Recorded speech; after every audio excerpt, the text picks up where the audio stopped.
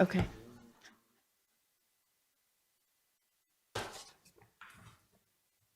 All right. You ready?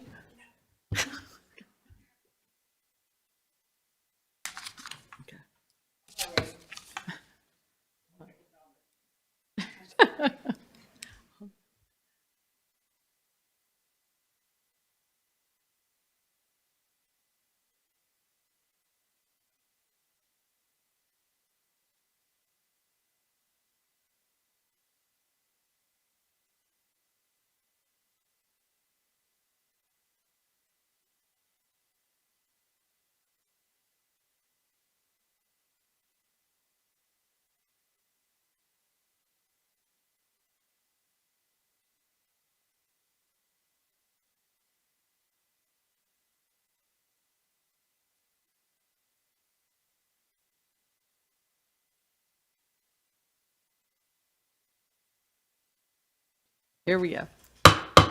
The April 20th, 2026 legislative session of the Anne Arundel County Council is called to order. Please ensure all phones and electronic devices are set to silent. Ms. Rodvian will lead us in the invocation and pledge of allegiance. Please rise.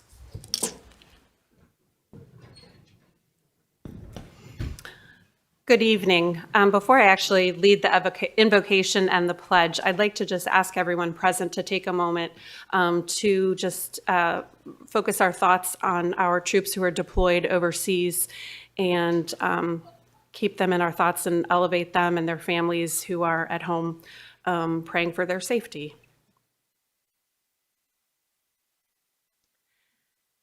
And for our invocation, let's take a moment to be grateful for the simple fact that we are here. Let's be grateful that today,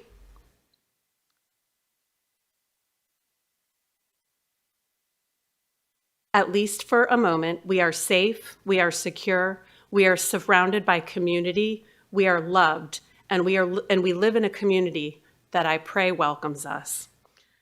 For my colleagues, I ask you to use facts, reason, and logic, tempered with compassion and empathy in making your decisions today and every day. I ask you to discard partisan dogma and to weigh without bias the merits of the various proposals being made this evening. And now please join me for the Pledge of Allegiance. I pledge allegiance to the flag of the United States of America and to the republic for which it stands, one nation, under God, indivisible, with liberty and justice for all. Right. Madam Secretary, please read the ethics statement. The Ethics Commission has asked that I advise you that under certain circumstances, members of the public may qualify as lobbyists when they testify before the County Council. If so, the law requires that certain information be filed with the Ethics Commission. The Chair of the Ethics Commission has asked that those who wish to testify in any form review the general information on lobbying sheet located on the Ethics website under Forms and Publications. If there are any questions about lobbying requirements, please contact the Ethics Commission at 410-222-4412. At this time, I would like to make a motion to suspend the rules to change the agenda so that we can hear Resolution 726 before we go into invitation to audience. So moved. Second. Madam Secretary, would you call the roll? Ms. Ledbetter. Aye. Mr. Smith. Aye. Ms. Pickard. Aye. Mr. Volke. Aye. Ms. Fiedler. Aye. Ms. Rodvian. Aye. And Ms. Hummer. Aye. 7 in the affirmative, none in the negative. The motion to hold Resolution 726 before invitation to audience has passed. Okay.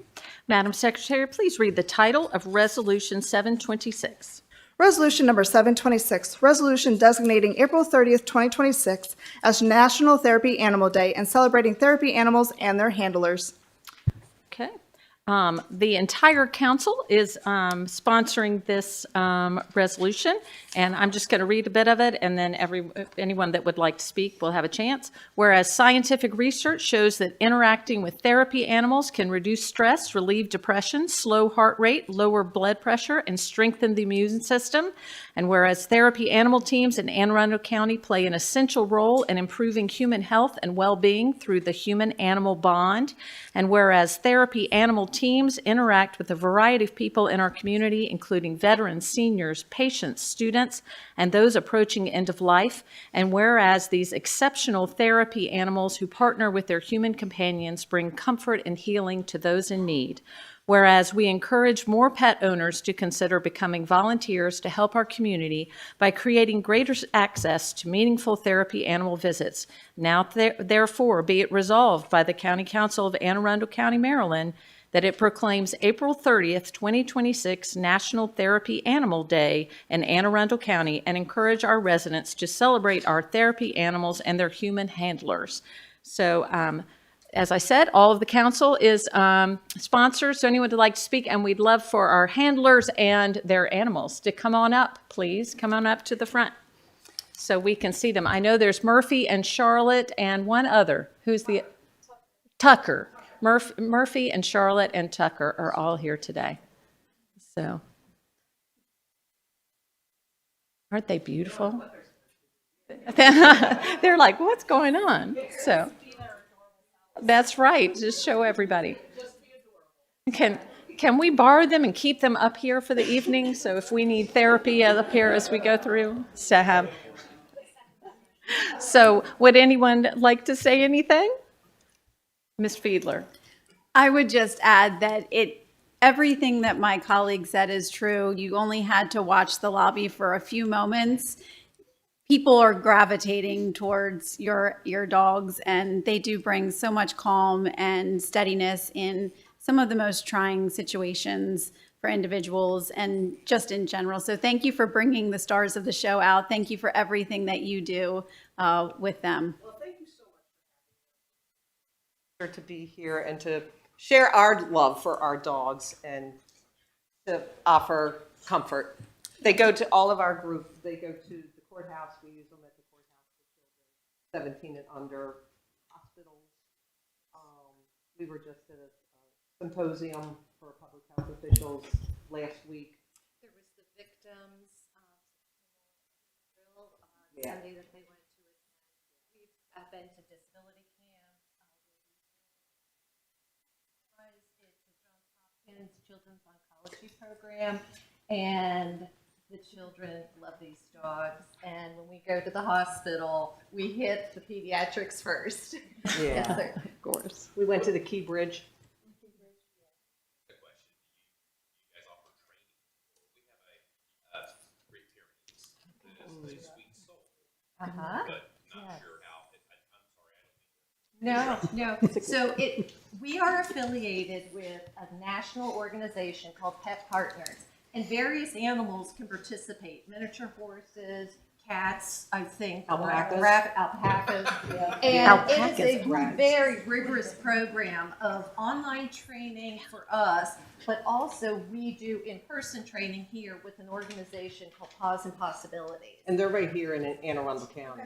They're And- great. And they have pet therapy training. Right. And once we feel comfortable that our dogs can handle all of the skill sets that are needed to go out to the public, we are then evaluated by a pet partner representative. And it's about an hour-long evaluation. And situations are thrown at the dog and us as the handler to see their reaction, our reaction. And some do not pass.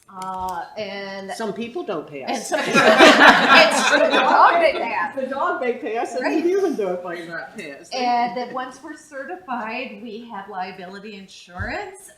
It is not just, as our instructor said, oh, my dog's so cute, I want to take her everywhere. It's an involvement process, and you are in the throes of, especially at the hospital, when you walk in a room, you don't know what you're going to encounter. And to be able, the dogs absorb the energy, and they do it really well. And I come home and I just think about how many smiles she brings to everybody when we do these events. It's really true. It's really true. Well, even last week when we were at the public health, they have people from all over the country, and the smiles that they have us like in this showroom kind of situation. And truly, I would have to say the dogs were the star of the show. They just Hundreds of people. Hundreds of people came in just to pet them, and they're like, "Oh, we're in seminars all day long, and this is just why I came." They sat down on the ground with the dogs. He fell asleep. They're so calm. He just, yeah, like he's gonna, but even a situation like this can be very stressful for them. They're doing wonderfully. Ms. Rodvian. Thank you. I just really want, I mean, obviously the dogs are the stars of the show, but the reason that they're here and the reason that the dogs are able to do the work that they do and bring the love and comfort that they do is because of the work that you do to bring them here. So we want to make sure to recognize the handlers as well, and for taking the time to take your dogs places and train them. And so with that, I just wanted to say thank you again. And I think obviously you have the full support of the council, and I think probably the full support of everyone that's here tonight. And I know that, let me hand it back over to Madam Chair. Well, but before we move on, does the administration have anything they would like to add? They say thumbs up, okay, from the administration. So we will now open the public hearing on resolution number 726. Madam Secretary, did we receive any testimony through the online testimony tool? No, we did not. Okay, no one signed up ahead of time. If there's anyone here who wishes to speak on resolution number 726, you may come forward, or you can all just give some quiet applause so not to scare the dog. So, Thank you. so Thank you for having us. hold on. The public hearing on resolution number 726 is now closed. Madam Secretary, please read the title of resolution number 726. Resolution number 726, resolution designating April 30th, 2026 as National Therapy Animal Day and celebrating therapy animals and their handlers. Okay, any further discussion? Madam Secretary, please call the roll on resolution number 726. Ms. Ledbetter. Aye. Mr. Smith. Aye. Ms. Pickard. Aye. Mr. Volkey. Aye. Ms. Fiedler. Aye. Ms. Rodvian. I am so happy to see these beautiful smiling dogs and their smiling handlers. And Ms. Hummer. Aye. 7 in the affirmative, none in the negative. Resolution number 726 has been adopted. You are official. Thank you all so much for coming out.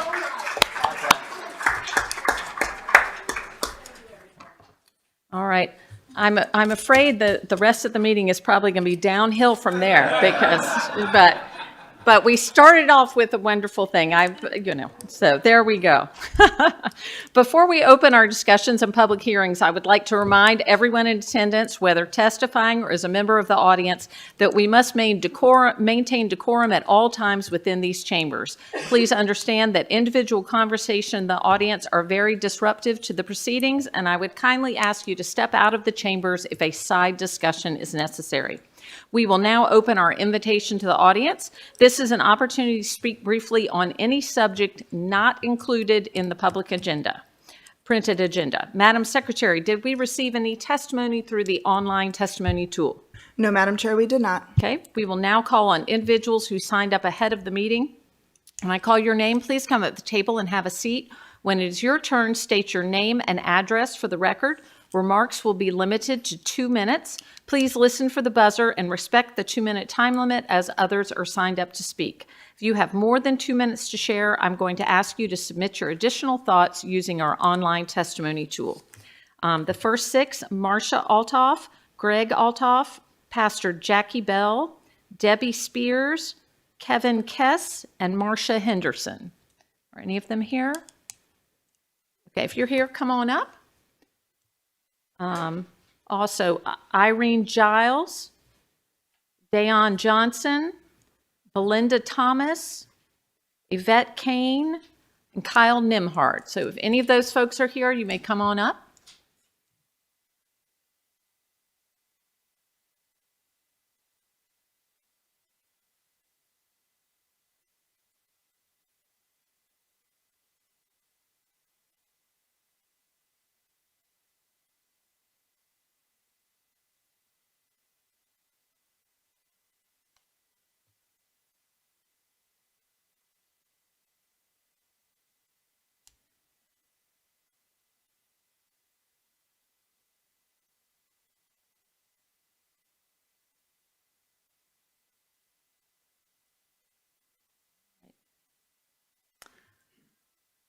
And whoever would like to go first can go ahead.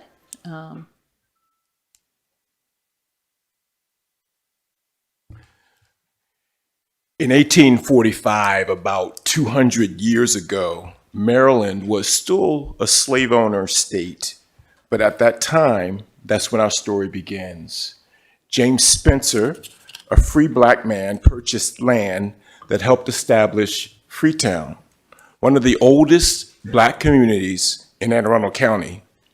About 100 years later, in 1941, my granddad, John McLaurin, prior to the Civil Rights Movement, when black folks still had to come in the back door of this facility, that's when John McLaurin purchased land in Freetown, rooting my family, the McLaurins, in a legacy of ownership, resilience, and community.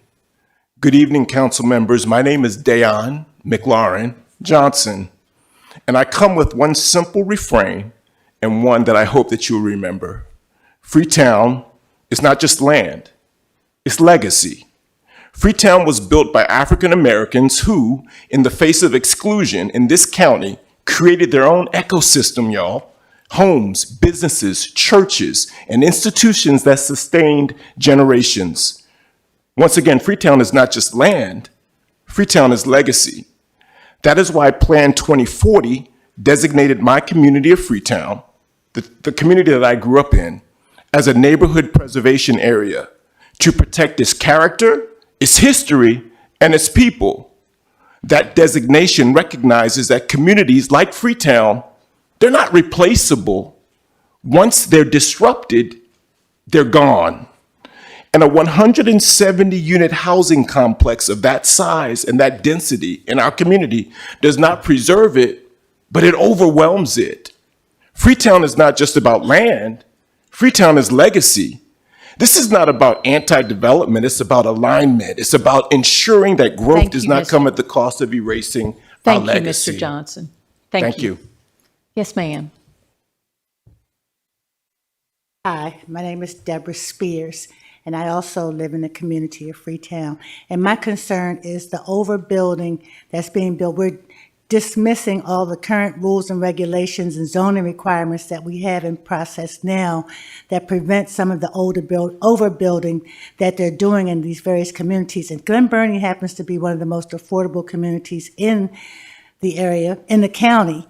But I feel that we're developing more in the community than anywhere else in the county.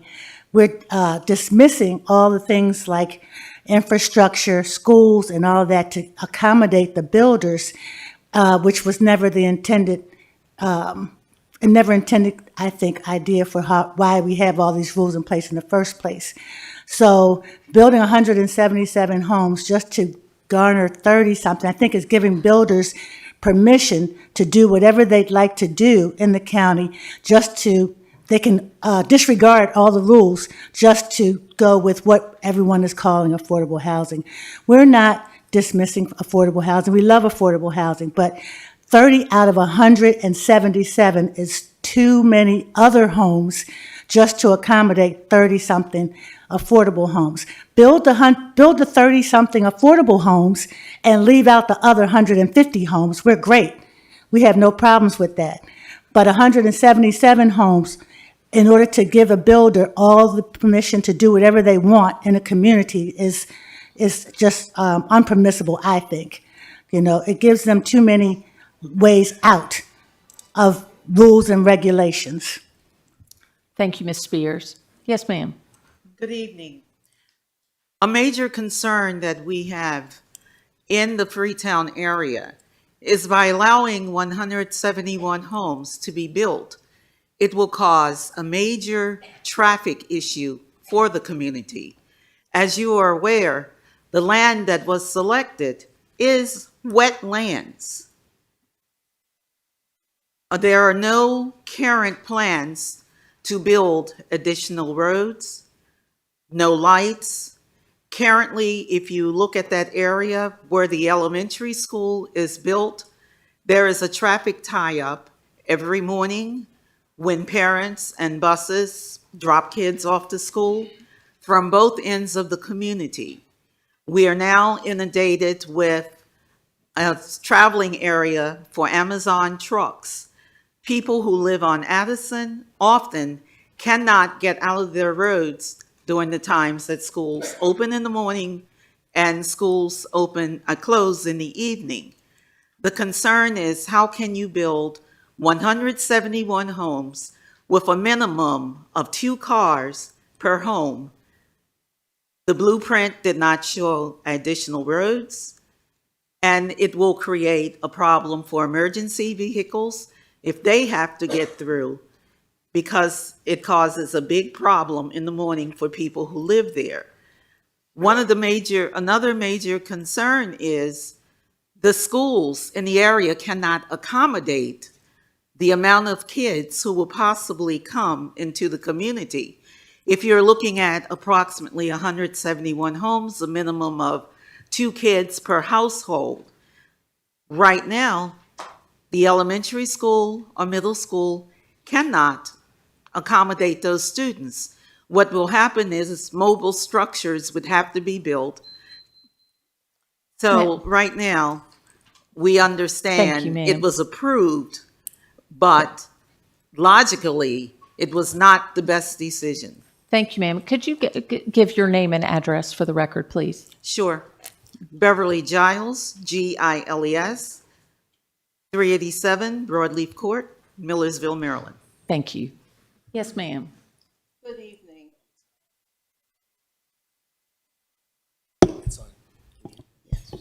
Good evening. Pastor Jackie Bell, 7802 Jackie Terrace, Glen, Burnie, Maryland, 21060.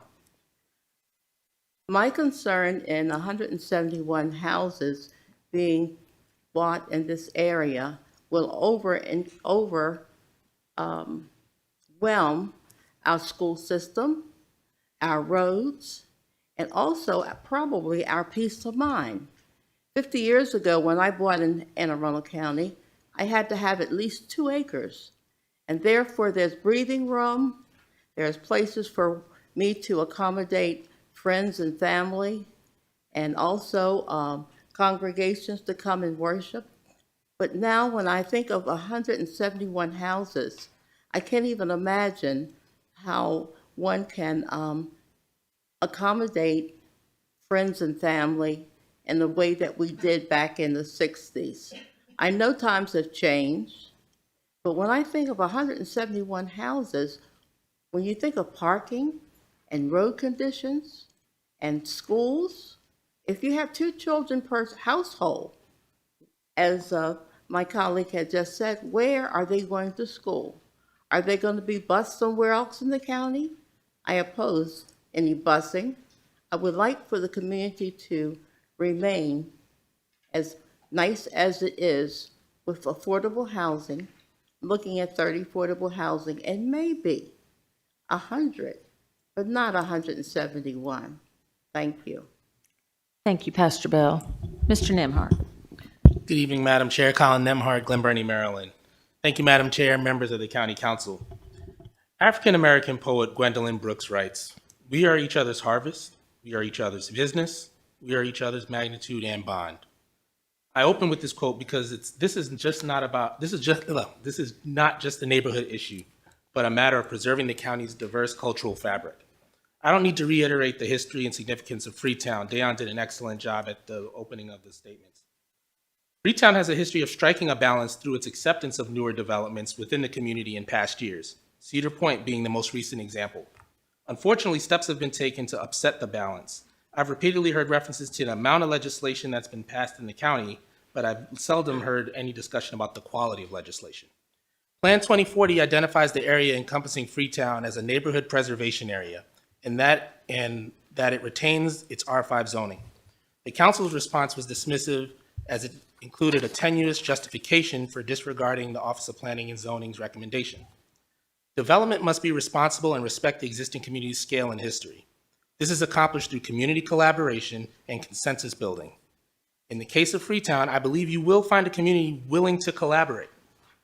I submit that when a private developer, is seeking county incentives that absolve them of impact fees, depriving the county of resources, that the private developer is actually being subsidized and has an obligation to substantively incorporate community input. My goal is a county where history is honored and development is driven by the needs of the people who live in the community. To quote Marcus Garvey, a people without the knowledge of their past history, origin, and culture is like a tree without roots. Thank you, Madam Chair. Thank you, Mr. Nimhard. Is there anyone else here who wishes to speak on an item not on today's public printed agenda? So you can come up at this time, and you all may go back to your seats. Thank you very much.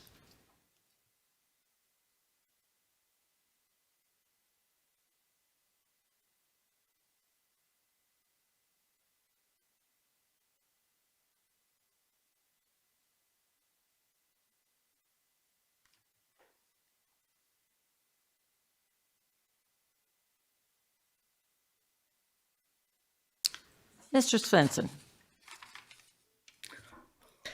Hi, Kurt Svensson, Arnold, Maryland. I'm a retired county employee with 25 years of service, 10 of which as the Assistant Budget Officer. I administered the use and reporting of impact fees for most of the period spanning from 1997 to 2021. I was the county's chief subject matter expert involved in several high-profile impact fee court cases. I know a thing or two about impact fees.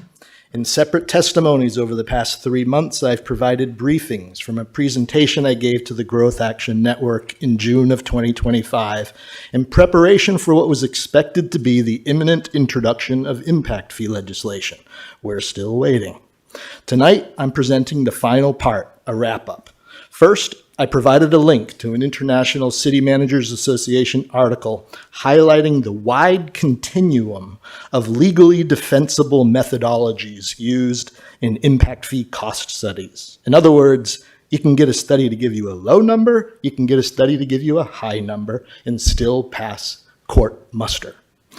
I then highlighted the fact that the county's 2023 impact fee cost study uses a significantly changed approach from the decades-long practice with a history of passing legal muster. I also provided a detailed explanation of the impact fee calculation process using a single-family detached unit with 3 bedrooms as an example. We're being told to believe that the attributable travel for that single-family detached unit with 3 bedrooms is now just 7.83 miles per day by the 2023 study, when it was 32 miles per day in the previous study. Tonight, in my written testimony, I'm highlighting some additional troubling assertions and recommendations from the 2023 study, reflective of developer interests. What I've been outlining all these past 3 months is a classic example of government capture. I'll be addressing that later. Okay, thank you, Mr. Svensson. So the invitation to audience is now closed. Is there any item any council member would like to place on the agenda? Okay, may I have a motion that the partial reading of any bill, resolution, amendment to a bill or resolution, or minutes constitutes the reading of the whole? So moved. All in favor? Aye. Opposed? Motion carries. Madam Secretary, please read the minutes of the legislative session of April 6, 2026. The County Council meeting was called to order by Vice Chair Smith at 7:02 p.m. It was opened with the invocation given by Ms. Fiedler and was followed by the Pledge of Allegiance. The meeting was held in the County Council chambers in Annapolis, Maryland. May I have a motion to approve the minutes of the legislative session of April 6, 2026? So moved. All in favor? Aye. Opposed? Okay, motion carries. The minutes of the legislative session of April 6, 2026 stand approved as read. Madam Secretary, please read the titles of the bills to be introduced this evening. Bill number 3026, an ordinance concerning boards, commissions, and similar bodies, Resilience Authority of Annapolis and Anne Arundel County, membership, director. Bill number 3126, an ordinance concerning zoning, residential districts, conditional use, agritourism. Madam Secretary, please read the titles of the resolutions to be introduced this evening.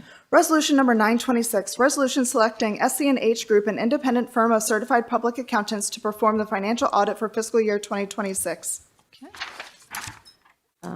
Madam Secretary, please read the title of resolution number 826. Resolution number 826, resolution approving conditional appropriation of an unappropriated grant to the Grant Special Revenue Fund, Maryland Department of Transportation, Maryland Transit Administration, electric hybrid buses, $900,551. Okay, Mr. Hunt? Thank you, Madam Chair. Ethan Hunt for the administration. With me at the table, I have Kelly Kenny, our supervising county attorney from the Office of Law, Marika Hannum, our analyst from the Budget Office, and Crystal McGill-Belk, our transportation administrator from the Office of Transportation. Resolution 826 creates an appropriation in the current fiscal year in the grant fund for the Office of Transportation so that the department can utilize a federal grant that was received several years ago. Due to supply chain issues and federal tariffs, the department was not able to order the electric bus by the end of fiscal year 2025. This resolution appropriates the grant funding in the current fiscal year so that the office can order the bus and encumber the funds. If we're not able to do this, the grant will expire and we will have to send more than $1 million of grant funding back to the federal government. And we're happy to answer any questions.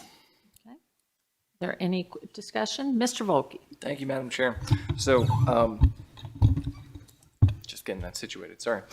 So just so that people know, the way that these grants work is that the county gets the information, the county proceeds with the grants, and then if there is a grant that's awarded, the council is given that information sort of behind the scenes, and if 3 members of the council say that they'd like to have a hearing, then we can request that. That's what the legislation allows, and so we have done that. So there are 3 of us who have asked, I being one of them.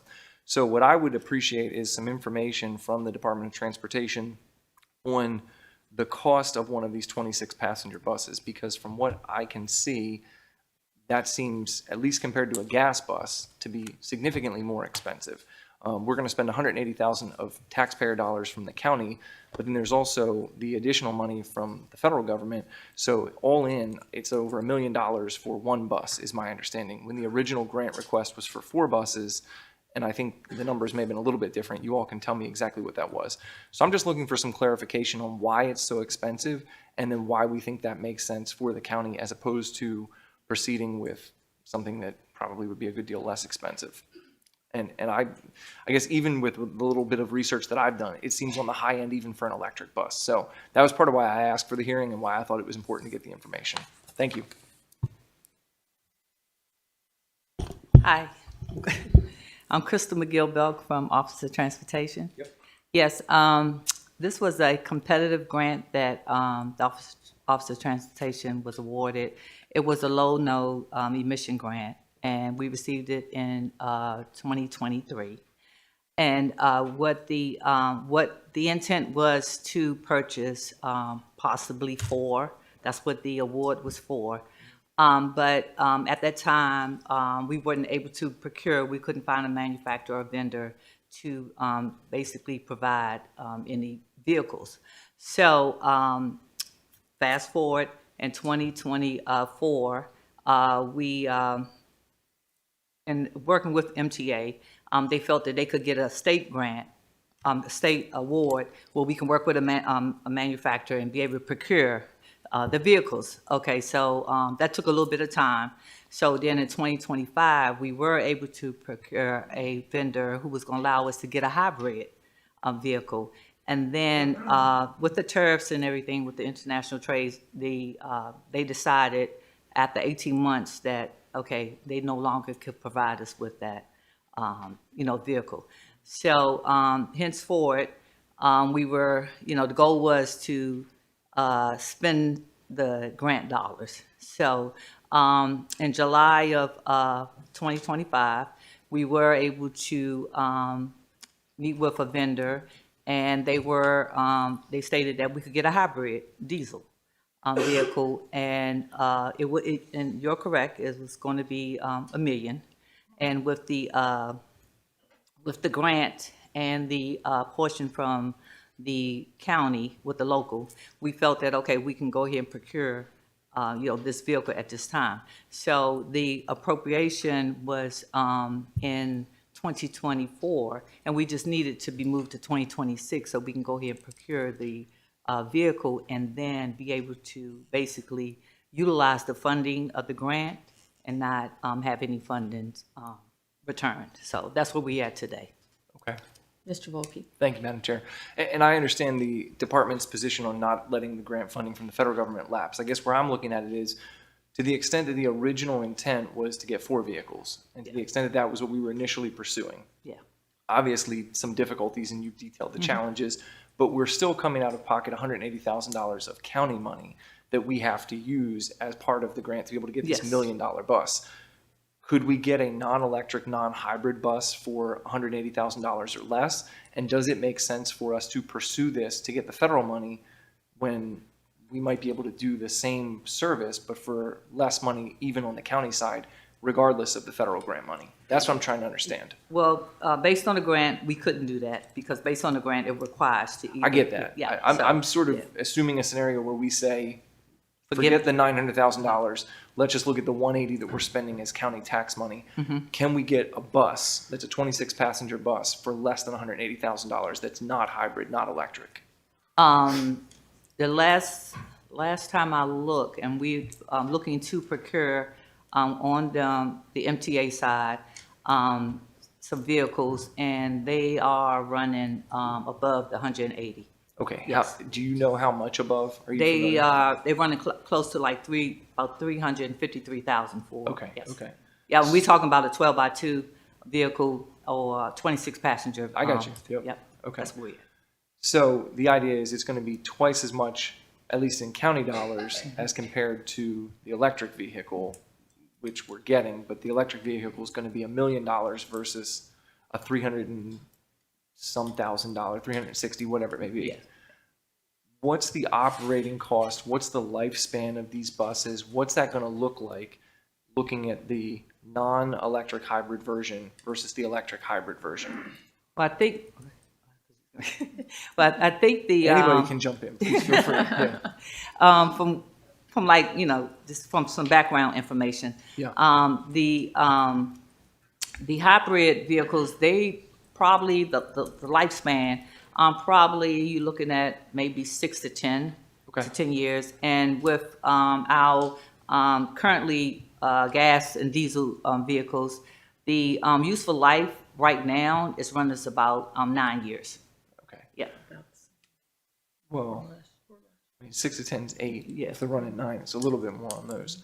So it seems like the gas vehicles are running a little bit longer in the life cycle. Do we Yeah. see any differences in maintenance costs between these? Have we had an electric vehicle that we know that we can look at to assess that? Well, we have procured 3 electrical vans. Okay. And we haven't had, and I think we're going into our second year with those vehicles. But far as the gas and the diesel vehicles, maintenance-wise, what mainly is the biggest problem is during the summer is the air condition, as having that.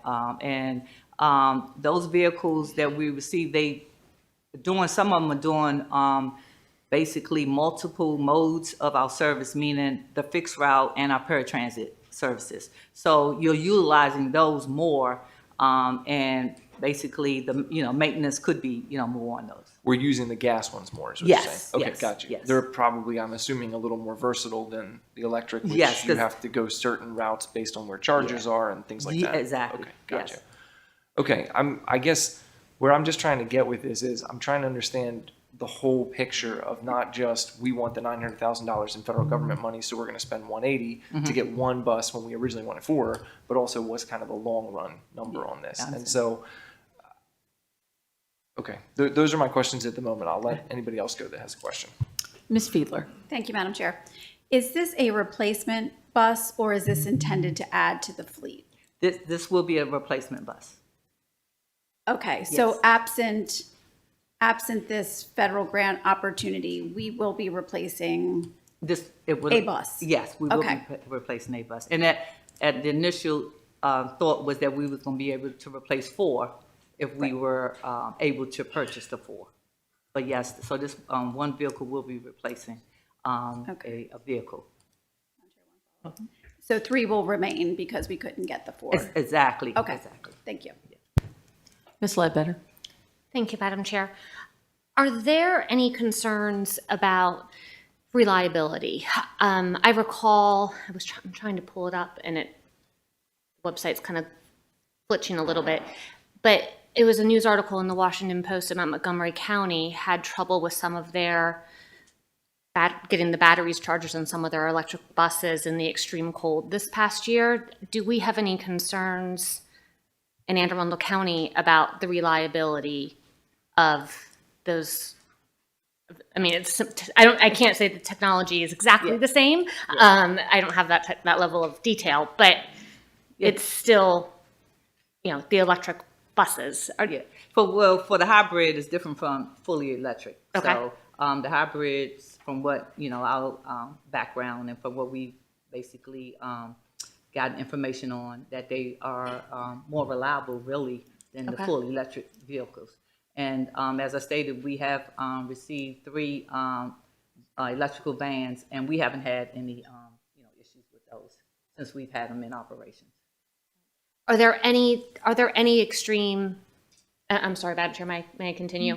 Are there any extreme conditions where it does become, I'll admit that it's not a technology I'm super familiar with, but are there any extremes, whether it's extreme cold or extreme hot, or even for a hybrid, that the Department of Transportation is aware of that should at least be on our radar? And do we have a plan for mitigating should any of those conditions occur? Well, we haven't heard of any.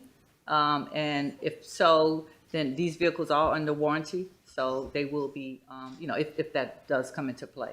Do you know how long the warranty is for? No, not exactly. I do not. Yeah. Thank you. I can get it for you, though. I would be curious, yes. Thank you very much. Appreciate it. Any other questions? All right, we will now open the public hearing on resolution number 826. Madam Secretary, did we receive any testimony through the online testimony tool? No, we did not. Okay, no one signed up ahead of time. Is there anyone here who wishes to speak on resolution number 826? Okay, seeing no movement, the public hearing on resolution number 826 is now closed. Madam Secretary, please read the title of resolution number 826. Resolution number 826, resolution approving conditional appropriation of an unappropriated grant to the Grant Special Revenue Fund, Maryland Department of Transportation, Maryland Transit Administration, electric hybrid buses, $900,551. Is there any further discussion? Mr. Volke. Thank you, Madam Chair. I would just say I would much prefer to see the Office of Transportation pursue more like hybrid options. I think that, as compared to an electric option, is a more sort of future-looking option. I don't know how much that changes the cost, but I just think in terms of the usability and sort of the concerns that we've talked about and the routes and what can be covered, it seems like that may be a better middle ground to try to sort of bridge the gap between the diesel engines and then the all-electric options. So that's, a concern that I have with this. I also have a concern spending $1 million on one bus, when we have a lot of needs in the county. And I understand it's federal money, but the reality is it's all our money at some point, whether it comes from the feds, the state, whoever, it's all our money. And so I'm kind of concerned about that. So I think from a fiscal standpoint, that's where I get with this. I certainly understand reasonable minds can differ, and I appreciate the efforts from the Department of Transportation, but I just want to, kind of put that out there. That's where I think I stand on this, is that I'm having a hard time getting my mind around one bus for $1 million. It's a 26-passenger bus. Ms. Ravian. Thank you. So I'm, as we've been chatting here, I've been doing a little online research, and I'm finding that, and this is, I found an article discussing this issue in great detail, and this is from 2019. So keep in mind that this is from 7 years ago. So here, this article is citing the average diesel transit bus cost around $500,000. So, and this is in 2019. It's citing an electric bus for $750,000. So I think, and once you look at the cost savings that come with the fuel and the maintenance, because I will tell you, obviously they're not exactly the same, but as a person who's, now owned an electric car for over 3 years, until just a couple months ago when I had to put new tires on it, which is something you cannot avoid with an electric. You're still going to need new tires. But my grand total for maintenance costs was about $3. And that was literally for 3 years. And that was putting air in the tires, putting the quarters in the slot machines to make sure that my air in the tires were properly filled. So really it's hard to comprehend how much less the maintenance is when you have electric, because you literally just don't have as many moving parts. So you obviously have the fuel savings. Even with the cost of electricity high, obviously the cost of gas fuel, diesel fuel has gone up significantly. So I think we're, it's nice to think that somehow, this grant was intended for 4 buses, but that reality has long passed, and we would not be looking at 4 buses even in a diesel world today. At least what even 2019 said we wouldn't have been looking at 4 diesel buses, at least. If we were buying them new under this article, so or at least according to this article. Obviously, this is what I found in a few minutes, and I am not doing in-depth research here, but this is, as far as I can tell, a reliable and worthy source. So I think that, even though it sounds expensive, it is expensive, but we need transit. And that's one of the ways that we're going to improve our traffic situation in this county, the way we're going to avoid spending, millions and millions of dollars on new lanes.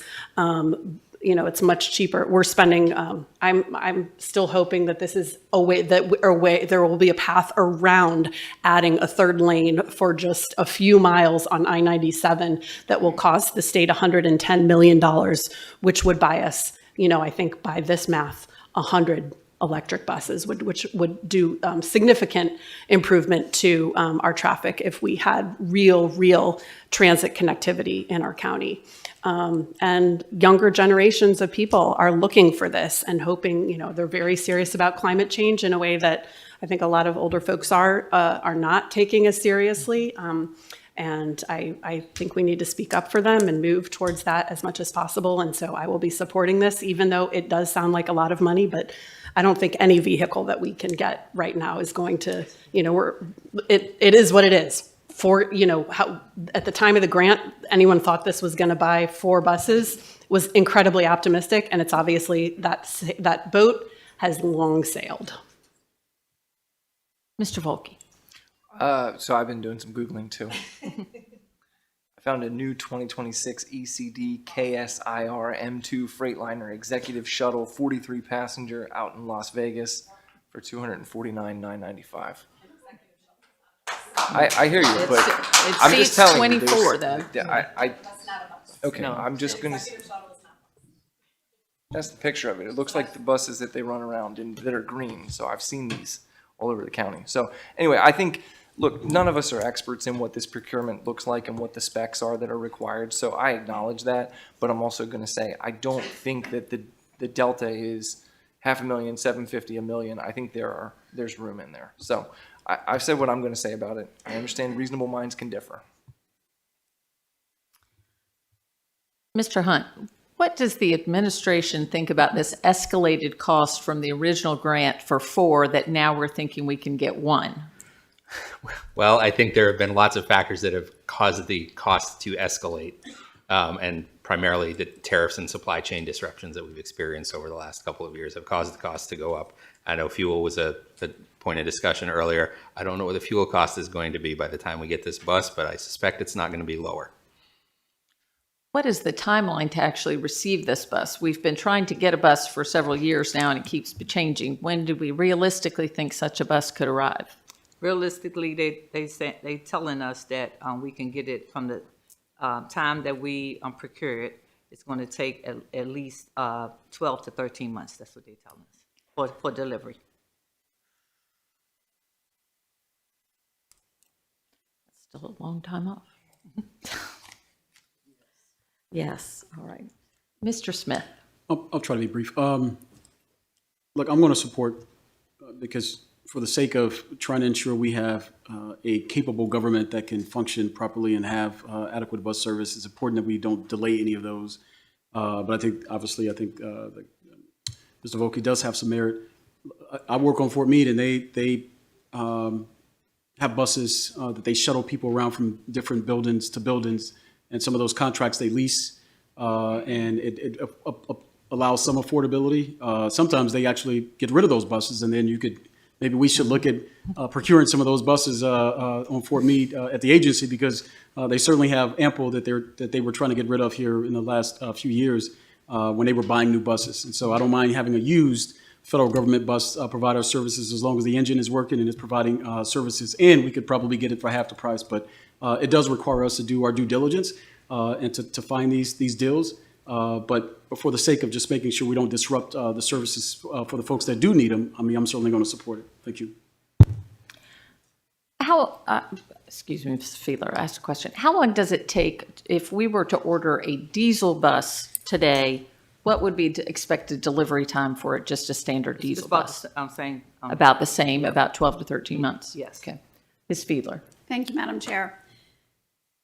So with the grant, we're spending $100,000. Without it and going all diesel, non-hybrid or electric, we're spending $350,000 of county dollars. Okay. I do agree that this is all our money, whether it's coming from the federal government as grant or the county's portion. But in this particular circumstance, I am going to support this evening because it is the lesser of the two. I don't know that I will give the support in the future if we have an all county funded electric bus in front of us and we are in the same fiscal situation down the road. So I'm just putting that on alert. I agree that we should be looking more at hybrids in the future, but this evening I will support this bill. I agree with Ms. Fiedler. We have that. This is still going to be, the county outlay is going to be about half what would be normally for a bus, but I am concerned about $900,000 for a bus, but we've had this money for a long time, and rather than give it back, we'll take that savings. So, all right, Madam Secretary, please call the roll on resolution number 826. Ms. Ledbetter? Nay. Mr. Smith? Aye. Ms. Pickard? Aye. Mr. Volkey? Nay. Ms. Fiedler? Aye. Ms. Rodvian? Aye. And Ms. Hummer? Aye. 5 in the affirmative, 2 in the negative. Resolution number 826 has been adopted. Okay. Madam Secretary, please read the title of Bill number 926 as amended. Bill number 926, an ordinance concerning zoning battery energy storage systems. Okay, this is, Ms. Fiedler is the primary sponsor, and myself, Ms. Pickard, Ms. Smith, and Ms. Ravian are all co-sponsors. Ms. Fiedler, do you have anything you'd like to say? We have discussed this legislation at previous meetings and work sessions. It does add a new and what I think is a critical use to our use charts. I ask for my colleagues' support. I hope we have a unanimous vote this evening. This is the drop dead time. That's right. That's right. Mr. Hunt. Thank you, Madam Chair. Ethan Hunt for the administration. With me, I have Kelly Kenny, our supervising county attorney, and Donna McGuire from the fire department. We support this legislation. It's been discussed several previous meetings. I think the amendments have gotten it to an excellent place to explore this technology here in Anne Arundel County. So happy to answer any questions, but we'd urge everyone to support it. Okay. Is there any discussion? All right, we will now open the public hearing on Bill number 926 as amended. Madam Secretary, did we receive any testimony through the online testimony tool? No, Madam Chair, we did not. Okay, no one signed up ahead of time. Is there anyone here who wishes to speak on Bill number 926? We do have one person coming forward. Please come to the table and have a seat. When it's your turn, state your name and address for the record. Remarks will be limited to 2 minutes. Please listen for the buzzer and respect the 2-minute time limit. If you have more than 2 minutes to share, I'm going to ask you to submit your additional thoughts as early as tomorrow using our online testimony tool. Yes, sir. Good evening, Madam Chair. My name is Adam Dubitsky. I'm here for the Land and Liberty Coalition of Maryland. We are a renewable energy advocacy group, and we strongly support this bill. I'd like to thank the sponsor for her leadership on this. It's an important measure. It's more than just a technical fix. It does align county code with the state code, specifically the Renewable Energy Certainty Act, but it does a lot more than that. I also want to thank her colleagues for their willingness to hear our thoughts and concerns on this.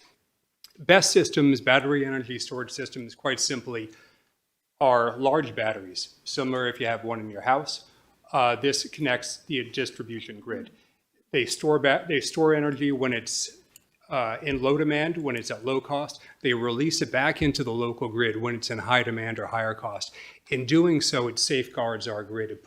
They put less stress on our grid and help prevent power shortages, brownouts, and those sort of things. Unlike a lot of programs, this comes at no cost whatsoever to ratepayers or taxpayers. In fact, it helps reduce costs for ratepayers and brings revenue into the county. Finally, this bill is among the first in the state on battery energy storage systems. It's a very good bill. It serves as a model for other counties. And again, I just thank the sponsor and her colleagues for their leadership on this. Okay. Thank you, sir. All right. The public hearing on Bill number 926 is now closed. Madam Secretary, please read the title of Bill number 926 as amended. Bill number 926, an ordinance concerning zoning battery energy storage systems. Okay, any further discussion? All right, Madam Secretary, please call the roll on Bill number 926 as amended. Ms. Ledbetter? Aye. Mr. Smith? Aye. Ms. Pickard? Aye. Mr. Volkey? Aye. Ms. Fiedler? Aye. Ms. Rodvian? Aye, and I'm sorry I didn't quite get my light on. Oh, I'm sorry. That's all right. That's all right. I just really want to say I'm so grateful then when we have the opportunity to work across party lines and do something so positive like this. So thank you to my colleague, Ms. Fiedler, for bringing this bill, and I'm a hearty yes. And Ms. Hummer? Aye. 7 in the affirmative, none in the negative. Bill number 926 as amended has passed. All right. Madam Secretary, please read the titles of Bill number 1726 as amended and Bill number 1826 as amended. Bill number 1726, an ordinance concerning General Development Plan Region 5 Plan, and Bill number 1826, an ordinance concerning Comprehensive Zoning Region 5. Mr. Hunt? Thank you, Madam Chair. Ethan Hunt for the administration. With me, I have Kelly Kenny, our supervising county attorney, Christina Pompa, our deputy planning and zoning officer, Cindy Carrier, our planning administrator, and Mark Wildong, our senior planner, all from the Office of Planning and Zoning. Bills 1726 and 1826 are the comprehensive rezoning and plan adoption for, sorry, I'm losing my spot here. Region area number 5, which covers Odenton, Piney Orchard, Gambrills, Woodwardville, Crofton, and Two Rivers. Happy to answer any questions. All right. Is there any discussion before we move forward? Is there any objection to a joint public hearing on Bill number 1726 and 1826, which are both related to Region 5? No objection. Okay. We will now open the joint public hearing on bills number 1726 and number 1826. Madam Secretary, did we receive any testimony through the online testimony tool? Yes, Madam Chair, we received 2 pieces for Bill number 1726 and 23 pieces for Bill number 1826, all of which were shared with the council, added to the record, and posted to the website. Okay. We will now call on individuals who signed up ahead of the meeting. When I call your name, please come up to the table and have a seat. When it's your turn, state your name and address for the record. Remarks will be limited to 2 minutes. Please listen for the buzzer and respect the 2-minute time limit as others are signed up to speak. If you have more than 2 minutes to share, I'm going to ask you to submit your additional thoughts as early as tomorrow using our online testimony tool. Signed up ahead of time, Lisa Ross, Fred Sierco, Leslie Macy, Janice Delph. And if there's anyone else here who wishes to speak on bills number 1726 and or 1826, you may also come up at this time. But if all the seats fill, wait and you can do the next round.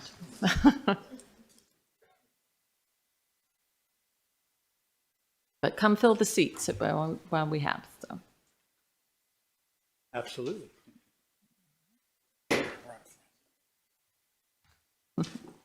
All right. Go ahead. Ma'am, you can begin. Madam Chair and council members, this is to the developers in the room. Those of us non-developers understand that enough is never enough. Your interests are in direct opposition to us, the people in the community trying desperately to hold onto a tiny slice of importance. This land in question is zoned RLD for a reason. Those reasons have not changed: the rural nature of the historic St. Stephen's corridor, the beautiful wildlife enjoyed by our community, countless breathtaking sunrises viewed in that special field, watching the farmer plant, then sow countless crops of hay, walking daily in the field with our dog and chatting with neighbors. This is not an exhaustive list. This has been part of our life for 27 years since we placed the pin on the plot that we would call home. Those of us that shared the idea of building a home in the countryside of Gambrills know what it was like then. We understand progress, but not progress that makes you want to move away from overdevelopment, daily excessive traffic, noise and air pollution, and eventually falling property values, an investment that was to be passed on to our children. I stood here 8 years ago with many of these same neighbors as we fought the construction of an assisted living facility. It was not built. So now we have another proposed commercial facility to be built on the same land. Why? The developer might say that daycare is a need in this growing area of the county. Let's say that's true, but I just found at least 4 properties along Route 3, the commercial area, that are for sale. Better yet, this facility could be housed in an existing vacant building. So there's at least 2 solutions. I have more. Many neighbors form their own daycare through a co-op. Why would this development, what would this development do to our community? Ma'am, Thank could you give your name and address, please? I did not. My name is Janice Delph, and my address is 2109 Gray Fox Court, Gambrills, Maryland, and I represent myself and my husband, Dodd, D-O-D-D, as 2 voting members of the county. Thank you, Ms. Delph. I would like to, Yeah. Okay.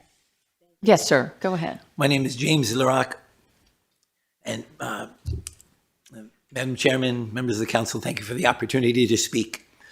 I am speaking with respect to CZ-R5-GAM-0602, an amendment that asks for rezoning from an RLD classification to an R5 classification. Originally, it was asked for an R10. It's a parcel of land in the Brandy Farm subdivision, a 40-year-old subdivision. I reside on Lot 5, total of 7 acres and about 100-acre total subdivision. With my family, I also represent the church, Calvary Temple, which owns Lot 5. We feel that the proposed R5 rezoning would be altogether out of character and incompatible, inconsistent with the character of the neighborhood. We do understand that the county has recommended that it remain RLD, and we would like to see that take place.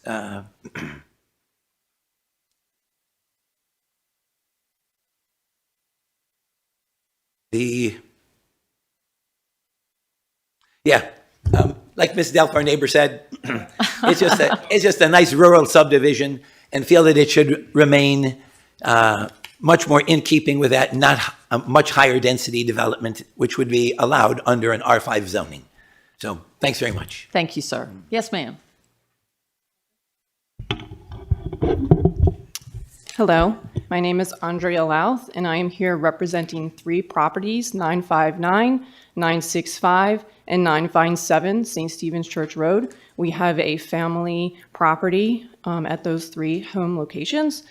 We have owned this property for over 30 years, and I won't repeat what my neighbors have said because I fully agree with what they have brought up this evening. The other aspect that I will bring up this evening is the concern of safety and traffic congestion.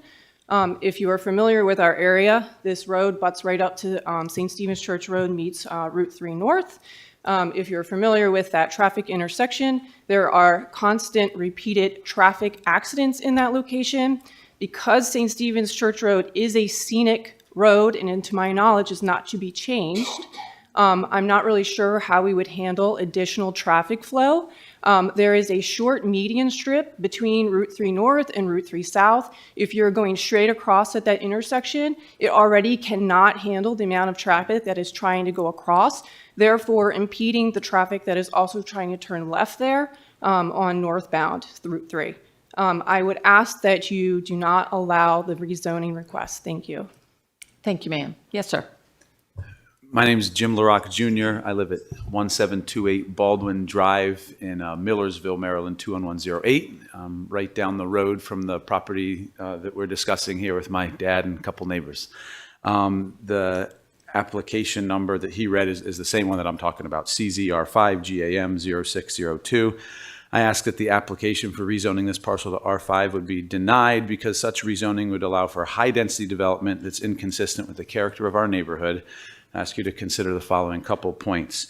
It would immediately adversely affect our neighborhood. R5's primary concept, 5 houses per acre, is about 2.5, exactly, I believe, 2.5 times higher than the next highest density zoning in our area. Everything here is R2 or lower density. And this R5 is a lot more. R5 also allows types of higher density development than 5 houses per acre without variances or special exceptions. For the last 9 years, the owners of this piece of land have attempted, through variances, special exceptions, and rezoning efforts, to build an assisted living facility on this plot. And members of this part of West County have consistently stood up and said this type of development should not be allowed in this area. We have to keep some places a little less developed. Also, I hope my comments could be heard relatively objectively. This is not just a not in my backyard type thing. I think that this is bad for Anne Arundel County because of the precedent that it could set, or perhaps we've already set the precedent and should reconsider the direction that we're heading. Route 3 is going to be high density development, but once you turn off Route 3 onto scenic, historic St. Stephen's Church Road, it's quiet and it should be kept this way. I think for our county in general, not just for our community that we're talking about this property tonight, but the county in general should really keep an eye on this creep of high density development into areas that have long been zoned for lower density development. The subject property is residential low density currently, and it fits our neighborhood. Thank you. Thank you, Mr. Rock. Yes, sir. Good evening, members of the council. My name is Jason Hay, and I also live in the Canada Farms neighborhood, same as my neighbors, and I'm here to speak to the same proposed rezoning falling under Bill 1826. I'm here to ask that you consider not this project in isolation, but the cumulative impact our community has already absorbed before approving yet another development. For more than 3 years, our neighborhood has been surrounded by continuous construction from multiple projects. These projects have repeatedly run over schedule. They've directly impacted our daily lives, most critically through traffic disruption. At one point, a key road crossing Route 3 was closed for over a year and was only reopened after residents escalated complaints to local government. That's not a minor inconvenience. That's a failure of accountability and coordination. We've seen similar strains in other county decisions. Last year during the school rezoning, our neighborhood was split in half despite a strong unified opposition. Families living in the same neighborhood are now zoned for different schools. That decision has lasting effects on our community cohesion and quality of life. It illustrates what happens when impacts are not fully weighed at the neighborhood level. Looking ahead, the pressure is not easing. There's an enormous warehouse project under construction less than a mile away, ongoing condo construction immediately adjacent to our neighborhood, and a planned expansion of Route 301 bordering our homes. These are not theoretical concerns. They are active projects that will further strain roads, safety, and daily access in and out of our community. I want to be clear, this is not an argument against growth or housing in general. It's an argument for responsible sequencing. When infrastructure, traffic mitigation, and community impacts are already unresolved, adding more density without first addressing those risks, compounding existing problems. I'll close with a simple principle to teach my children. If you cannot take care of what you already have, adding more will only create more problems. Please, before approving the rezoning, I urge you to pause, require a full and updated assessment of cumulative impacts, and ensure that the existing infrastructure and mitigation commitments are addressed first. Thank you, Mr. Hay. Yes, sir. Yes, my name is Fred Circo. I live at 2411 Blooming Way, and we're talking about 2419 Blooming Way. She's up on top of a hill, a plateau, the highest house on the land. Been there forever. I've been there for 40 years. When I clean my gutters up in my house, I'm on my ridge vent. My twin-story house is level with the bottom of her land. That's how high she is up there. Real quick, let's talk about the major safety concerns I have. Number one, Wall Chapel is horrible. People are coming home. They're going to Gambrels, Odenton, Piney Orchard, Woodwardville over there. And it's absolutely terrible. You've got me pegged in. I can't imagine the traffic with an additional 10 homes on Blooming Way. We have kids playing on our street, riding bicycles. Now some of them have gravitated up to an electric bike, an e-bike. There's a basketball set, a portable one that's all set up. There's a single fire hydrant on my street. 10 years ago, a fire happened on her property. It was horrible, horrible. We ran the lines through our homes to the one hydrant that is there. There's a single driveway on a 90-degree dead end. A fire truck could barely make it up. Think of the erosion. Also the sound. You're going to bring in chainsaws, bulldozers, backhoes, dump trucks, excavators, all flowing downhill. That's what 90% of the people are here trying to convince you to do. Stop the building. Your Plan 2040 goals, and I'll read it verbatim, Neighborhood Preservation Development Policy Area. Just what the kind gentleman said, sitting in this exact seat 20, 30 minutes ago, complements or blends with the existing built and planned character. That is the exact opposite. If you allow her the permits, that is wrong. It doesn't blend. There's no character. Existing built, what's built is built. It's existing. Don't give her any more permits to ruin that land. She's going to take those permits, give them to Bob the builder. He's going to bring in whatever he wants and skip town. That's game, set, and match. Thank you, Mr. Checkmate. Circo. And just as an aside, the folks who brought up the construction on St. Stephen's Road, I'm going to point out Delegate Andrew Prusky, who's in the back, and he just got, he's turning around and going, who me? There you go, Andrew. There you go. You showed up. He just actually had a bill passed in the State House that was directly influenced by how long it took the state on St. Stephen's Road. So talk to him because he is trying to address and fix that on the state level because that was a state issue, not a county one. So Andrew, I'm putting you on the spot on that one. But since you're in the chamber, so you get called for that. So thank you. The next crew can come on up. Thank you.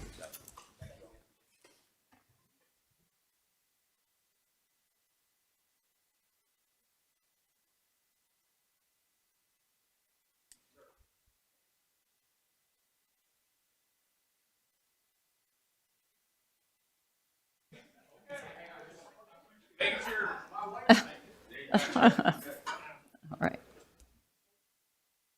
Okay. Yes, sir. Hi, good evening, Madam Chairman. My name is Oliver Bell. I live at 901 St. Eva Lane, Gambrels. And I too, like Pastor LaRock and many others, am opposed to the request to rezone the property from RLD to R5.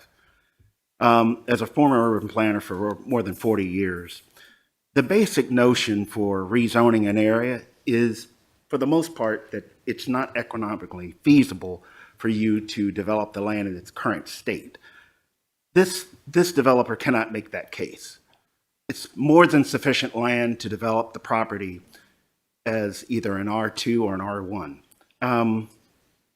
I just don't see the purpose that they are really desiring to raise this to R5. In addition, it is considered a historic district. Any court and study that would be done that would look at traffic flow would absolutely say this makes no sense. You're throwing, in essence, gas on a fire. It's already a bad, heavily congested area. As was mentioned, there are steady, continuous accidents at that intersection. Putting additional traffic flow through there would just make the situation far worse. Those are my comments. Thank you, ma'am. Thank you, Mr. Bell. Yes, ma'am. Hi, my name is Dara Stolf. I live at 2109 Gray Fox Court. I'm just here to reiterate what is already said. I would not like that area, that land to be rezoned. It doesn't match the existing rural nature of the area, or is it you frequent Route 3 at all? It's just not necessary. As someone who recently moved back in with my parents and is trying to enjoy where I grew up, the area has changed a lot since I've left home and now returned, and greater development I do not think is helping anyone in the area. So thank you. Thank you, Ms. Delph. Yes, ma'am. Sorry. Hello, I'm Brenda Fernandez. I live in 2422 Sunshine Way. I am a neighbor of Mr. Fred here. I'm speaking on behalf of the what's happening for the address 2419 Blooming Way. I want to express, not just on my behalf, on the behalf of our neighbors, our support of the PAB and the OPZ of the R1. We do not want anything to be R5 or above. I know that it is said that we would like it to be at R5 or maintain at R1, but we do not even want an R5. I want to repeat myself. We do support the R1 rating that they are recommending, or zoning that they're recommending by the PAB and the OPZ. A few things I wanted to add also is that anything above R1 is inconsistent with the plan of 2040, where the goal BE3 actually says that we are trying to limit development in existing residential neighborhoods. where we're trying to protect the physical character and respect the limitations of infrastructure, public services, and natural environment. We live in Wall Chapel, right off of 3. We see all the construction that's happening in that area. We also are already going through the construction that the School of Incarnation is going through, which was also approved and was started last year. So that's right in our backyard. And if this is approved for R5 or above, that's actually construction right in our front yard on top of what's happening behind our houses.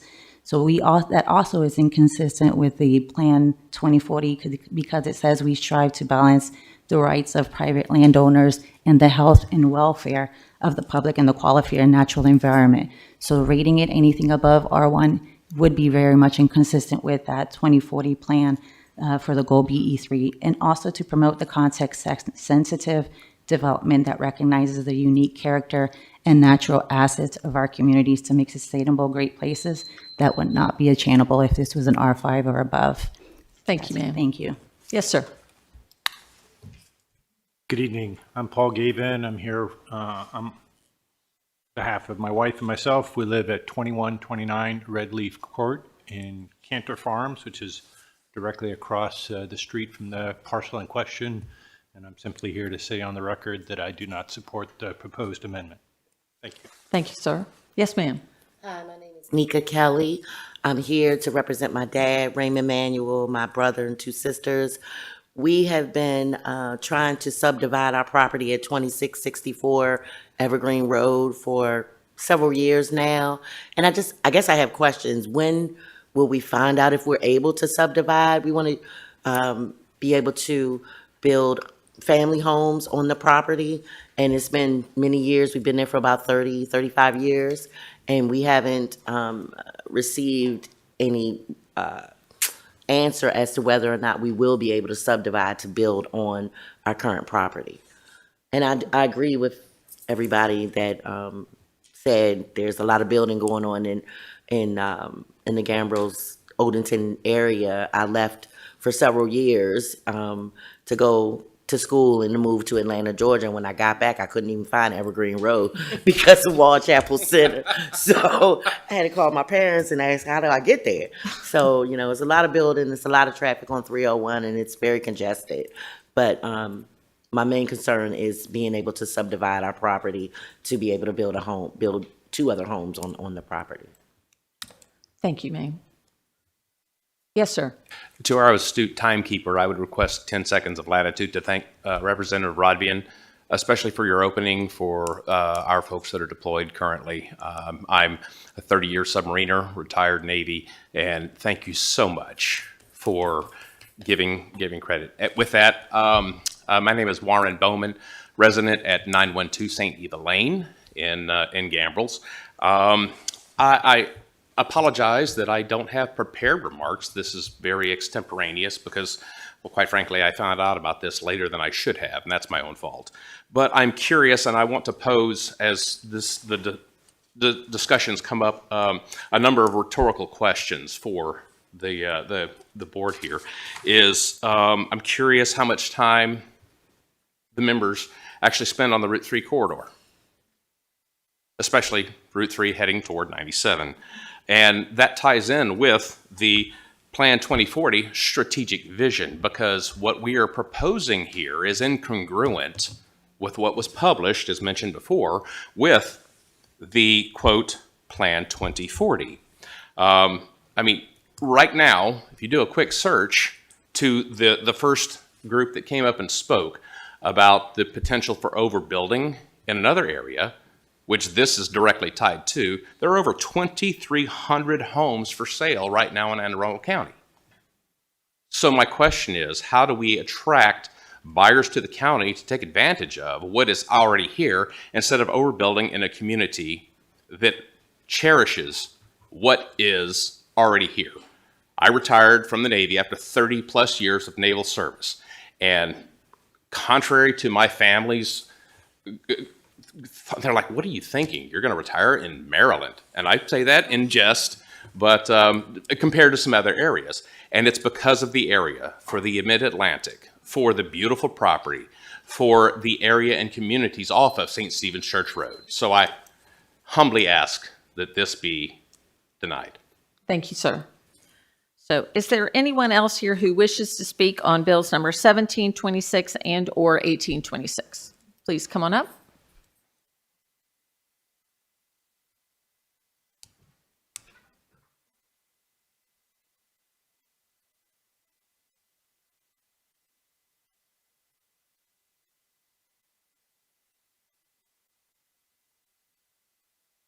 Okay. Whoever wants to go first, go ahead. Hello, I'm Julia Baldia. I live in Glen, Burnie, and I attend church at 821 Brandy Farms Lane. And I am referring to issue CZR5GAM0602. I wanted to speak to my experiences as also a former resident on Brandy Farms Lane and current member of the church. I've been frequenting that street for about 5 years, 7 years, and just walking down the lane very frequently with my kids, and I run into neighbors and a lot of wildlife, even some foraging like mulberry trees, and I see eagles flying, I see people bird watching and stargazing, and it's that would all be very, very different. None of that would really be happening if there was a crowded residential area on that street. It just doesn't fit with the neighborhood. Thank you. Thank you, ma'am. Yes, ma'am. LaRock. I reside at 933 St. Stephen's Church Road in Gambrills, Maryland, and referencing again CZR5GAM0602. I resided right there, right in that neighborhood for 26 years. We live right directly across from where the proposed rezoning is. And I probably would just say that it would be very nice to keep it as our low density. Thank you, ma'am. Yes, ma'am. My name is Abigail LaRock. I live at 1728 Baldwin Drive, Millersville, Maryland, 21108. A lot of these people that have spoken are my family members, my dad, my grandpa, my grandma. I've grown up in this house for most of my life. My grandparents have lived in the house across from the proposed building for my entire life, so I've spent countless hours over there. And then on the same piece of property is our church building that I've attended my entire life. I've also attended school there, and I'm now about to finish up my senior year of high school there. And if it were to be developed for the RLD5, it would not be consistent with the character of the neighborhood. Every single day, I see people walking their dogs, strolling down the street. It just wouldn't have the same feel if it were developed with 5 houses per acre. I know I live on a house that's 1 acre, and their house is a couple hundred feet away, but with this 5 houses on 1 acre, that's almost hard to imagine. It's just so much people in that little field that I've grown up looking at my whole entire life. And I feel like that the proposed change to our area would really change the feel of our life, our area that we spend so much time in. So I feel like it would not be prudent to change the zoning of the property. Thank you very much, Ms. Dilderock. So, anyone else? All right. Oh, I'm sorry, I didn't see you down there. I was waiting for 2 more people to join me. Please, go ahead. Go ahead. Good evening, ladies and gentlemen, and thank you for your time, especially most people are home eating dinner or have already done that. My name is Dion Ford, and I reside with my husband and family at 948 St. Stephen's Church Road. One of the oldest houses on this street. Originally, the Watts family owned it when it was the Watts Strawberry Farm. And according to history, it was a 2-room schoolhouse in the 1800s. We love the area. We've lived there now for 12 years. And I ditto everything everyone has already said. Taking away that one little piece of, St. Stephen's is the farm life. This gives us all the comfort of crossing that intersection or coming off of Route 3, and it's like, you're home. And it makes it feel like country. I feel like there's so much development. It breaks my heart to see even the corner of St. Stephen's and Route 3 on the other side of the street with a for sale sign in front of it. Breaks my heart. Everything is so overdeveloped in the area. And I ask the same question a gentleman earlier asked, is how many of you live in the area or cross those streets anytime during the week, especially during busy, rush hour? I've witnessed, and we've had our children both get on the school bus at the end of our driveway. The traffic and just coming by and watching them pick up the kids at late harvest and watching people speed right through the stop sign on the school bus sticking out. I wish I were a police officer so I could go pull some of those people over. It's already overwhelming. I appreciate the Anne Arundel County Police who help the church people get out of the church parking lot every time that they have a service, because if the police weren't there assisting the church members leaving, there would be an accident at Brandy Farms Lane probably every time there was a church service because of the traffic on that road already. Adding any more traffic to that road, taking away the beauty of the farm life, the wildlife, the field when it turns colors in the seasons, I think it's unnecessary to build anymore, and I oppose this. Thank you for your time. Thank you, ma'am. All right. The joint public hearing on bills number 1726 and 1826 is now closed. Madam Secretary, please read the title of bill number 1726 as amended and 1826 as amended. Bill number 1726, an ordinance concerning general development plan, Region 5 plan, and Bill number 1826, an ordinance concerning comprehensive zoning, Region 5. Okay. Is there any further discussion before we move forward with amendments? Okay. There's going to be some back and forth between bills in order to keep new amendments about the same properties together. So if you hear us going back and forth, that's what's happening. There is one amendment to bill number 1726 and two amendments to bill number 1826. Madam Secretary, for the upcoming amendments requiring signs for at least 10 days before this legislative session, were signs posted on the subject property and was notice of the proposed change of zoning posted to the County Council website? Yes, Madam Chair. Okay. Madam Secretary, please read amendment number 4 to bill number 1826. Amendment number 4 to bill number 1826. This amendment changes the zoning of certain properties located at 512, 2628, and multiple no-number Evergreen Road, Gambrels, and 2640, 2648, 2654, 2660, and multiple no-number Evergreen Road, Odenton, from RLD residential low density to RA rural agricultural.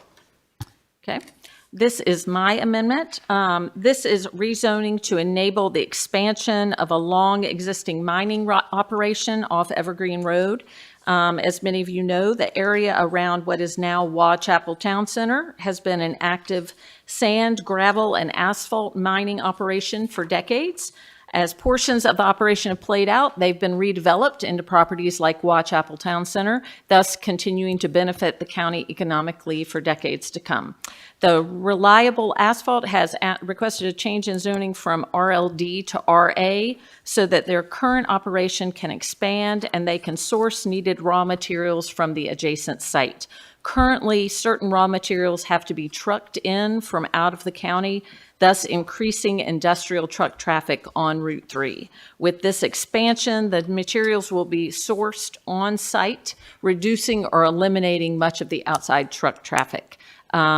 This property is nestled in among the active mining site, the Capitol Raceway drag strip, and the Tolson landfill. So it is not currently a prime location for extensive housing. Multiple of the adjacent residential properties are owned and occupied by members of the mining operation family.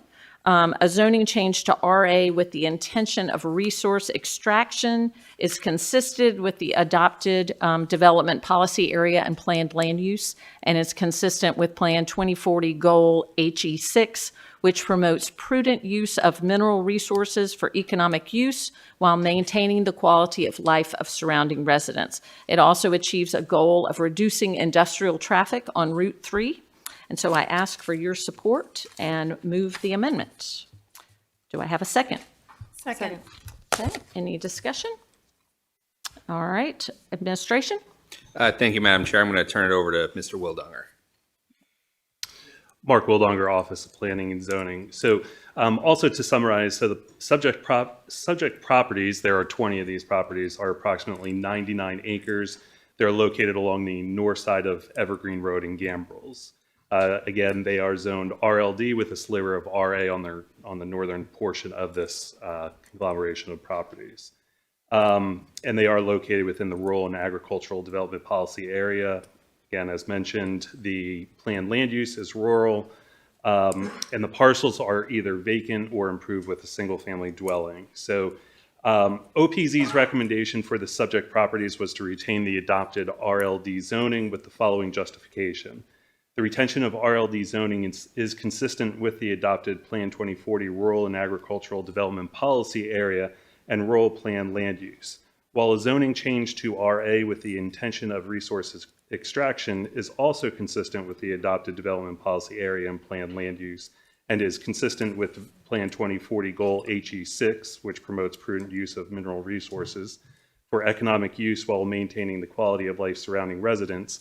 The retention of RLD zoning is consistent with BE2 of Plan 2040, which promotes preserving the agricultural and rural character of the county's rural and agricultural policy area, and BE11, which promotes providing a variety of housing types and designs to allow all residents housing choices at different stages of life and at all income levels. To provide a summary then of previous recommendations, the Planning Advisory Board recommended RA for the subject site, and the application, because it came in during the Planning Advisory Board phase, was not, the SEC, the Stakeholder Advisory Committee, did not have an opportunity to review the application. The Office of Planning and Zoning does not object to this amendment. Okay. Are there any questions or comments? Ms. Rodvian. Thank you.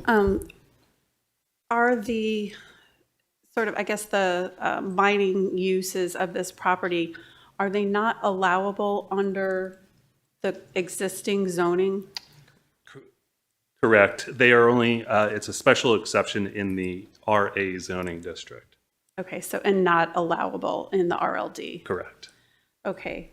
How does a property, like, when I'm looking at the map here, it looks like this property is largely wooded. So how does this property go about meeting the requirements of the County's Forest Conservation Act while also serving as a useful property for the purposes of mining?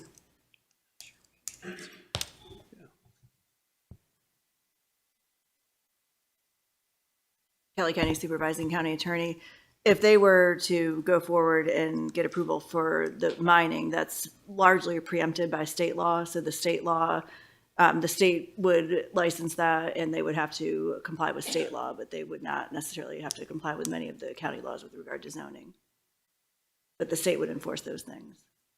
Would they be required to comply with state forest conservation law? I don't know the specifics. It's been a while since I've looked at those COMAR regulations, so I'm not sure what types of forestation requirements they have to comply with under the state law. Okay, I think that, I mean, that's one of my, concerns here. I certainly appreciate the idea of, reducing traffic, not having to bring industrial traffic from outside of the county, but it's not easy to look at a parcel like this one and make this decision, make a decision like this either. Are there any other comments? I will also say that I just want to add that I certainly have areas in my district that I get complaints about, but I have never gotten a complaint from this mining operation when it comes to noise or other things. They have been a good community partner around there to come through. So if there are no other questions or comments, Madam Secretary, please call the roll on Amendment number 4 to Bill number 1826. Ms. Ledbetter. Aye. Mr. Smith. Aye. Ms. Pickard. Aye. Mr. Volke. Aye. Ms. Fiedler. Aye. Ms. Rodvian. Nay. And Ms. Hummer. Aye. 6 in the affirmative, 1 in the negative. Amendment number 4 to Bill number 1826 has been adopted. Madam Secretary, please read Amendment Number 2 to Bill Number 1726. Amendment number 2 to Bill number 1726. This amendment changes the planned land use for the property known as Parcel 71, Lot 2, on Tax Map 37, located at no number Brandy Farms Lane, Gambrels, from rural to low-medium density residential. Okay, and this is just the companion bill to the previous one. No, it's not. Oh, I'm sorry. I messed up. I'm jumping ahead. This is the Brandy Farms one. This is an 8.7 acre parcel located in Gambrels that is currently zoned RLD. It is bordered by C2 commercial zoning and RLD, and it is directly across the street from an existing R2 neighborhood of approximately 60 homes.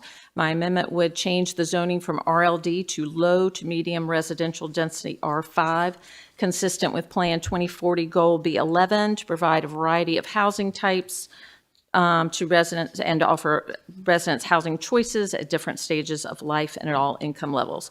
The original request was for R10, but there were concerns expressed that higher density zoning is not consistent with the surrounding land use. R5 is more consistent with neighboring developments. I ask for your support, and I move the amendment. Do I have a second? Second. Okay. Any discussion? Ms. Fiedler? Oh. No? Okay. Administration? I'm going to turn it over to Mr. Wildonger again. So again, just for some background, the subject property was a comprehensive zoning application that was submitted during the Planning Advisory Board phase. Again, the request was for R10. The PAB's recommendation for the site was to retain the adopted RLD zoning. Again, because this application came in during the the Planning Advisory Board phase, the Stakeholder Advisory Committee did not have a chance to review the application. OPZ prefers that the rezoning of this property occur after a corridor study has been completed that makes recommendations on potential rezonings for the corridor, since again, it is in a critical corridor development policy area. Okay. Mr. Volke. Thank you, Madam Chair. I got some questions about this one. Have you all reviewed the history of this property through the previous applications when there was going to be a assisted living facility there? We have, yes. Okay. Can you just speak to that, what the history is? I'm looking at the appellate cases, the two of them that are both unreported that have been up to the Appellate Court of Maryland, as well as some articles about it. But if you can just say it for the record, I'd appreciate it. So the site was formerly subject to a luminary memory care or assisted living facility, 75 beds. That was going to be one big building, right? I don't remember the actual configuration. All right, well, that's what it says in the opinion. Okay. But anyway, go ahead, sorry. Right, so it was delayed due to appeals, and since, during that whole entire process, they've since pivoted because the market for that type of use has since dried up. So they've, again, pivoted to more of a residential use. They will have those permits expire. The ones for the... For the memory care. Yeah, memory care, gotcha, okay.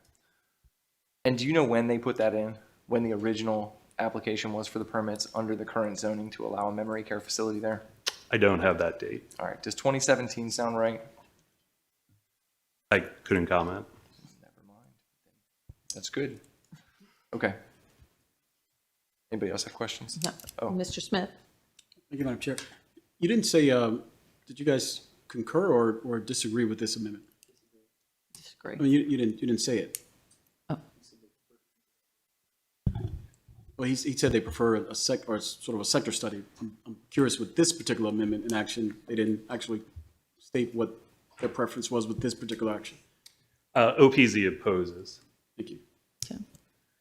Ms. Robbie. Thank you. I wanted to ask about, so this is another one I feel like I'm actually pretty torn on this one as well.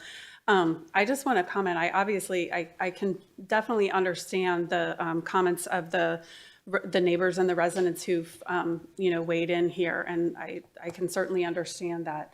I also want to just express my concern about adding any R1 or R2 to the county, because in my mind, that really is the definition of sprawl. If you're, taking large lots and, putting one house on large lot, then you're by very definition, you're taking up large pieces of land. as opposed to, building higher density where you can have a lot more people living in a smaller space, and that leaves available more green space. So I'm glad that that's not what we're looking at here. I'm glad at least what we're looking at is R5, and I know that goes counter to the opinion of a lot of folks that expressed, but luckily for you, my preference here is, well, actually, R5 is what is, but R5, I don't, one of the things that hasn't come up really in the testimony, but it is a huge issue in the county, is affordability. We have a dramatic shortage of affordable housing in the county. Rents are for a 2-bedroom apartment, over $2,000.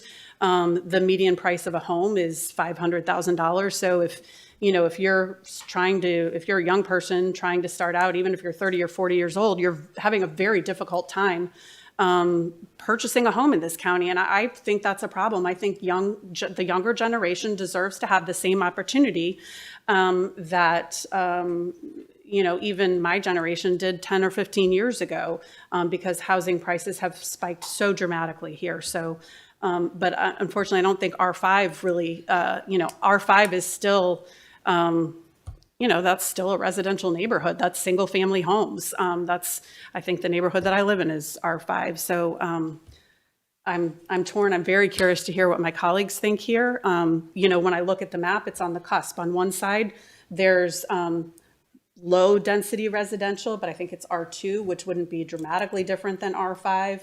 On the opposite side, it's mainly rural and undeveloped. And then, you go across our Route 3, then you have, the whole Watch Chapel, where everything is very, very high density. So I would love to hear what my colleagues think here. Mr. Volke, Ms. Pickard, I'm sorry. We were talking about thank you, Madam Chair, my apologies. So the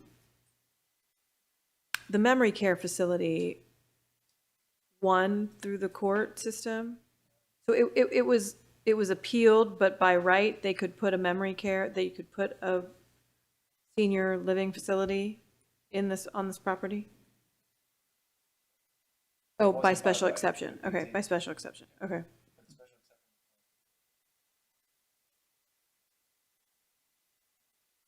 Went up and back and up and back, and in the end, it looks like the memory care facility ultimately had the ability to move forward based on all of the appeals up and back.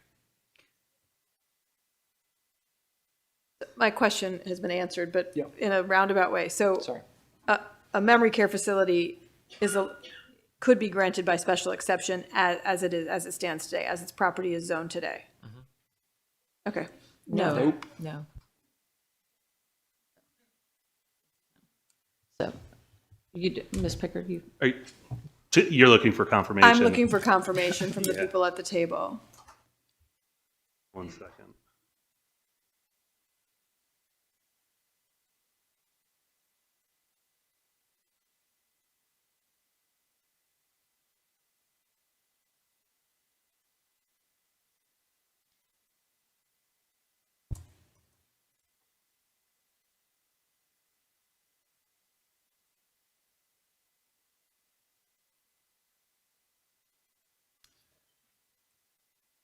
Assisted living facility in RLD is a special exception. Thank you. Mr. Volke. Well, I'm certainly happy to share my thoughts. Ultimately, Ms. Rodvian, I think this is your district, so I'm curious what you think when you get to the decision point to know what you want to do. I'll say this. It is hers. I just looked it up on the county website to make sure. Yeah, I wanted to make sure I was right. I have a hard time with this because I hear the community and I understand the concerns. I also understand, be careful what you wish for because you just might get it. And I tell this to people in my district all the time. People come in and they want to fight against all things, right? They say, I don't want this, I don't want this, I don't want this. Okay, that happened, right? It went up and down to the court system. It got to the point where a 75-bed assisted living memory care unit doesn't go in, and now the person owning the property says, all right, well, I want to go do something different. And they're coming and they're asking us to be able to do something. certainly that takes an affirmative act from us, right? They can't develop it into what they're looking to do with the zoning as is. But I'm also sympathetic to the idea of the property rights and going, you know, if this is something that the community says we don't like this, you can certainly put together a proposal and buy the property. And I know that sounds silly. People are like, haha, you know, that's ridiculous. But that is something people do.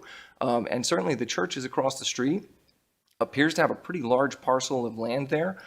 Looks like from the appellate opinions I've read, I think Pastor LaRock had standing because he lived in the parsonage, even though he didn't actually own the property himself. And so that was one of the original questions, was did he have standing or not from a church standpoint?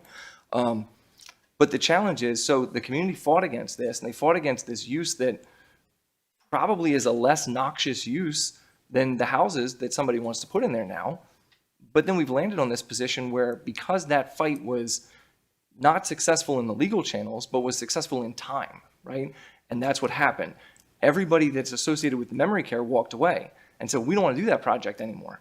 So in a sense, you win the battle, but then you're coming back and you're still in the middle of this war. And the war is, something's going to go there at some point, right? And so I guess I look at it and I say, if the goal was to try to slow this down, to get to a point where you don't have a memory care unit, you won that, right? You did that. But now the developer's coming to us and they're saying, or the property owner, they're often interchangeable, but they're saying, we want to do something else with the property. And we have to try to assess, does this land just keep sitting there? Do we do nothing with it? Or do we do something with it? And I'm sure there's lots of people who would say, do nothing with it, right? That's an easy answer. Cool. We have to look at this from a balance standpoint, and we have to assess what the right answer is from a balance. I'll be honest with you. I'd rather see this go R2, right? R2 is what's across the street. It's what is there right now. I see everybody shaking their heads. I get it. I don't know why that didn't come in. I'd much rather see that as the way this goes.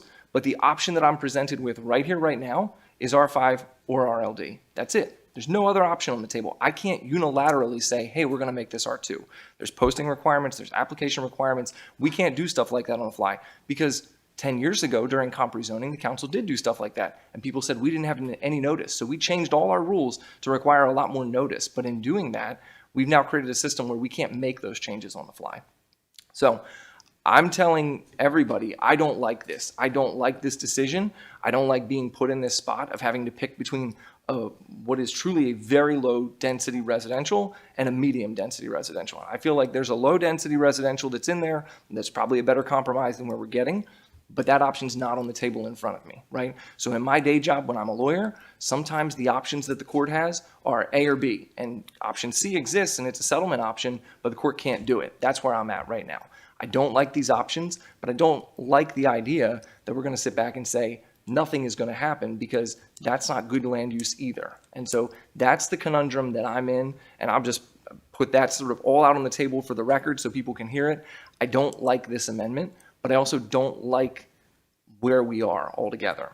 So I share that for the benefit of my colleague from District 6 to the extent she cares for my opinion, you know, and what you want to hear. And I just say it to sort of give the thinking and the rationale, because even though this isn't my district, I assure you, we put a lot of time and energy into thinking about these things, right? I've read these cases. I've talked to the people involved with this. I've considered it. I've read the testimony that all of you have sent. I've listened to what you say, because even if it's not our district, it is our county, right? And we all do care about that. And whether I drive the Route 3 corridor every day or whether I'm there every 2 weeks, which is about right, every 2 weeks, right? I do care about what that corridor looks like. I go through there. I know how congested it is. I don't really like to go to the movies over there anymore because it's such a pain to get over there and have to crisscross over. So we're not obtuse to it. I'll just say that, right? We have a perspective about all of this.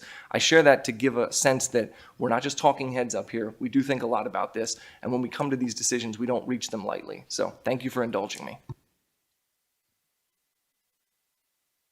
Anything else, Ms. Robbie?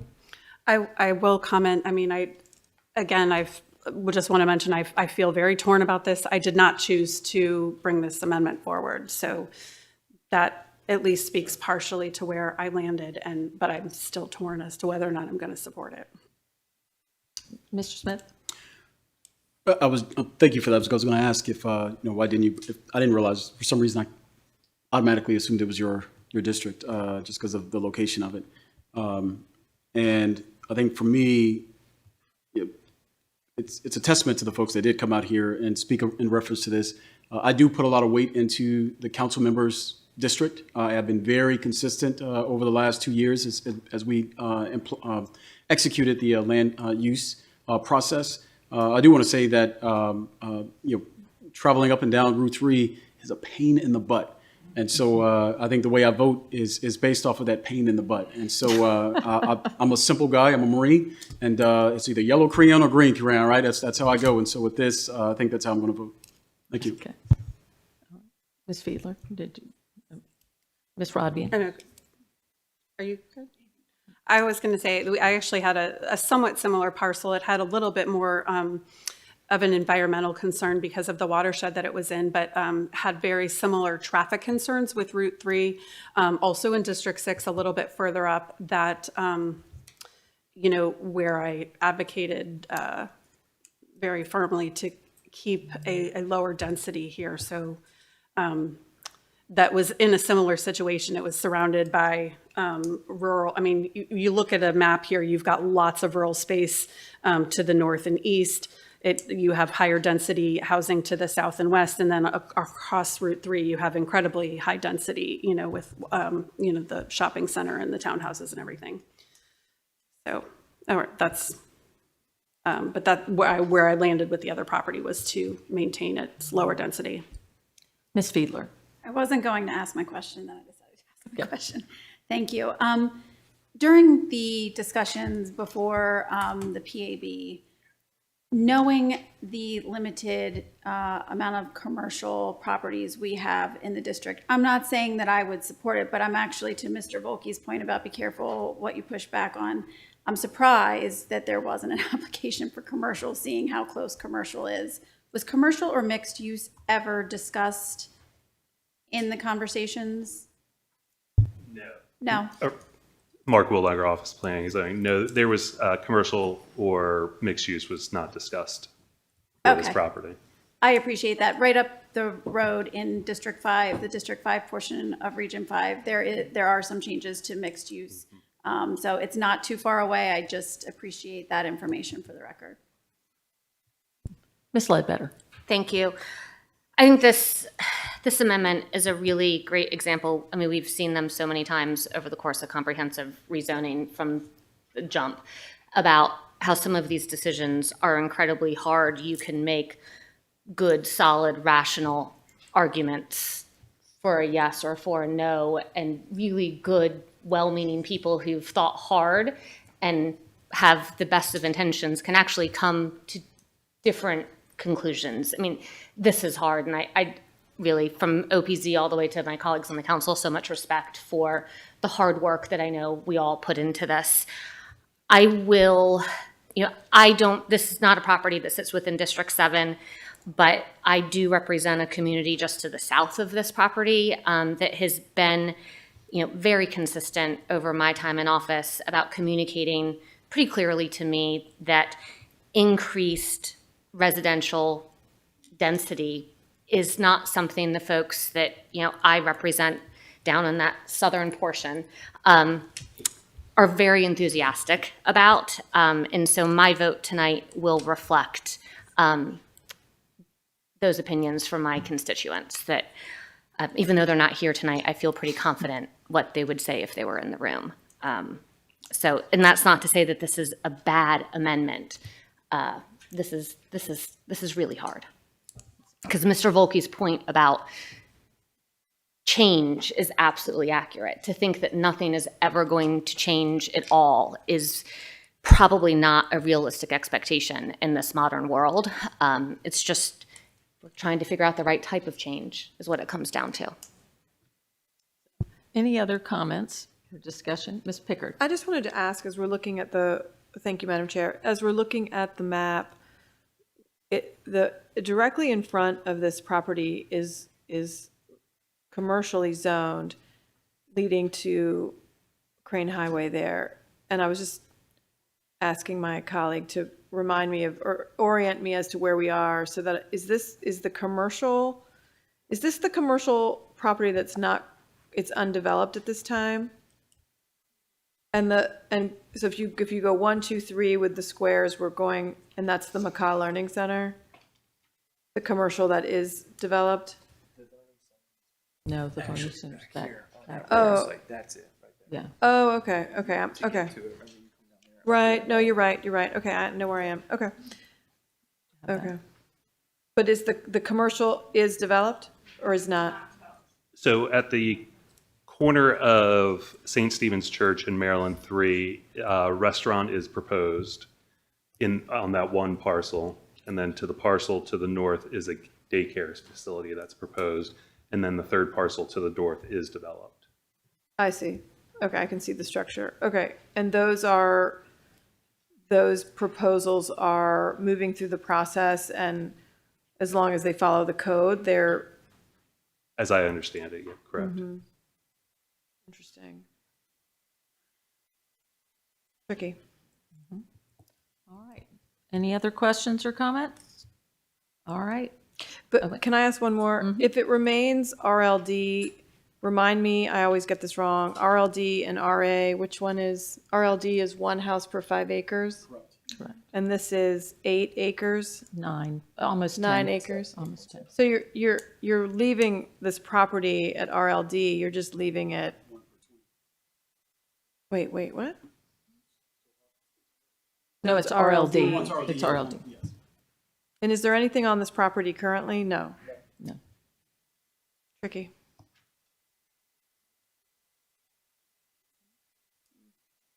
All right. All right. Okay. Madam Secretary, please call the roll on amendment number 2 to bill number 1726. Ms. Ledbetter? Nay. Mr. Smith? Nay. Ms. Pickard?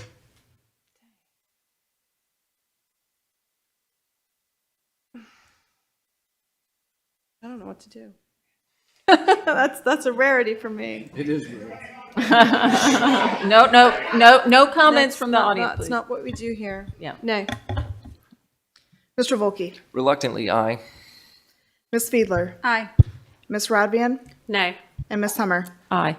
3 in the affirmative, 4 in the negative. Amendment number 2 to bill number 1726 has failed. No.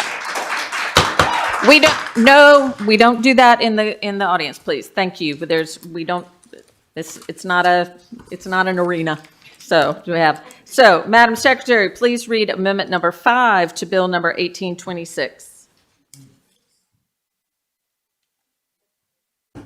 This is the corresponding amendment. This is the corresponding one to my previous amendment for the mining site. Okay. Amendment number 5 to bill number 1826. This amendment changes the zoning of the property known as parcel 71, lot 2 on tax map 37, located at no number Brandy Farms Lane, Gambrels, from RLD residential low density to R5 residential. Okay, as I said, this is the corresponding amendment to my previous amendment regarding the mining site. May I motion to adopt? Do I have a second?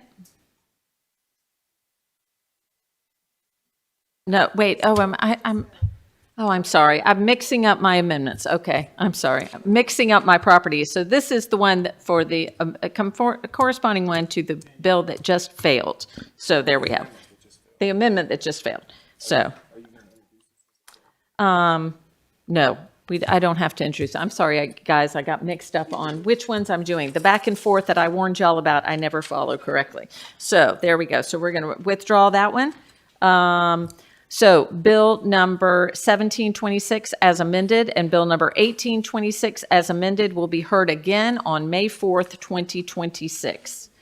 Madam Secretary, please read the title of bill number 1926 as amended. Bill number 1926, an ordinance concerning finance, taxation, and budget, real property taxes, credit for daycare centers for children and adults. Okay, Ms. Rodvian, this is your bill. Yes, so we talked about this at our last meeting and at the work session. This basically will provide a tax credit to childcare and actually adult daycare facilities operating in the county. I know my colleagues have an amendment, and I, at the time, look forward to supporting that amendment. I think it's a a reasonable and good direction. So thanks to my colleagues for making a good bill better. Okay. All right, is there any discussion? We will now open the public hearing on Bill number 1926 as amended. Madam Secretary, did we receive any testimony through the online testimony tool? No, Madam Chair, we did not. Okay, no one signed up ahead of time. Is there anyone here who wishes to speak on Bill number 1926? Seeing no movement, the public hearing on Bill number 1926 is now closed. Madam Secretary, please read the title of Bill number 1926 as amended. Bill number 1926, an ordinance concerning finance, taxation, and budget, real property taxes, credits, credit for daycare centers for children and adults. Any further discussion before we move on to the amendment? Okay, there is one amendment. Madam Secretary, please read amendment number 3. Amendment number 3. This amendment requires the eligible daycare center to be owned and operated by the property owner. Okay, this is Ms. Fiedler and my amendment. Ms. Fiedler? Thank you, Madam Chair. The Chairwoman and I were both working individually and realized that we were working on a very similar amendment, so we hopped on this one together. This amendment will allow or will require that the daycare center be owned and operated by the property owner, because we had a lengthy discussion about if there was a tenant, would the tax credit be passed on to them? While we would hope that it would, the reality is it's probably unlikely. So this would ensure it would go to the little daycare centers that we are really trying to focus on. So motion to adopt. Okay. Rodbean, second. All right. Mr. Hunt? Thank you, Madam Chair. Ethan Hunt for the administration. I have Brian Schenk, our Financial Services Manager from the Office of Finance, and Kelly Kenny, our Supervising County Attorney from the Office of Law. We support this amendment. Okay. Is there any discussion about this amendment? All right. Seeing none, Madam Secretary, please call the roll on amendment number 3. Ms. Ledbetter? Aye. Mr. Smith? Aye. Ms. Pickard? Aye. Mr. Volkey? Aye. Ms. Fiedler? Aye. Ms. Rodvian? Aye. And Ms. Hummer? Aye. 7 in the affirmative, none in the negative. Amendment number 3 has been adopted. Okay. Bill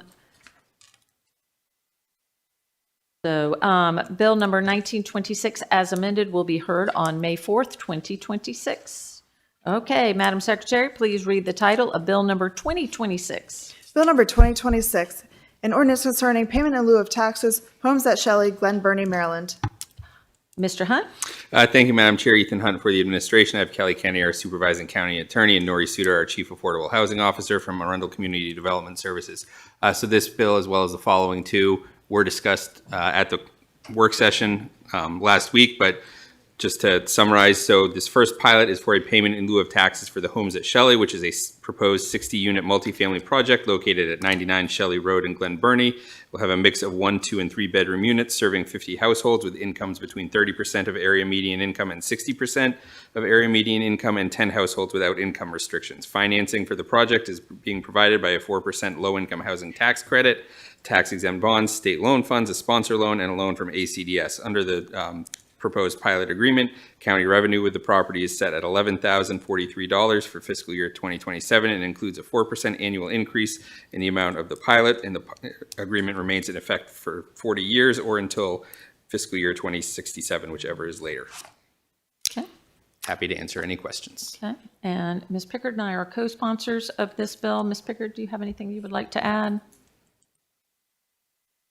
I have the same remarks every time we do a pilot. Financing is incredibly challenging for our low-income tax credit housing. I always implore my colleagues to do more than a 4-3 vote. We've made incredible strides in the county over the last 8 years, and these last 3 pilots that I think we'll be seeing before this body are incredibly important so that we can continue to expand our affordability options in the county. So I just implore everybody to vote yes on all 3. Thanks. Okay. And I echo that. Ms. Rodvian?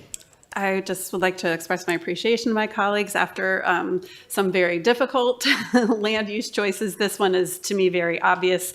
It's in an area where there's already a lot of high density or a lot of density, and we could easily benefit from expanding transit here. We're close to 10, we're close to 97, and so putting affordable housing near places where there's a lot of opportunities for transit just makes sense. So thank you.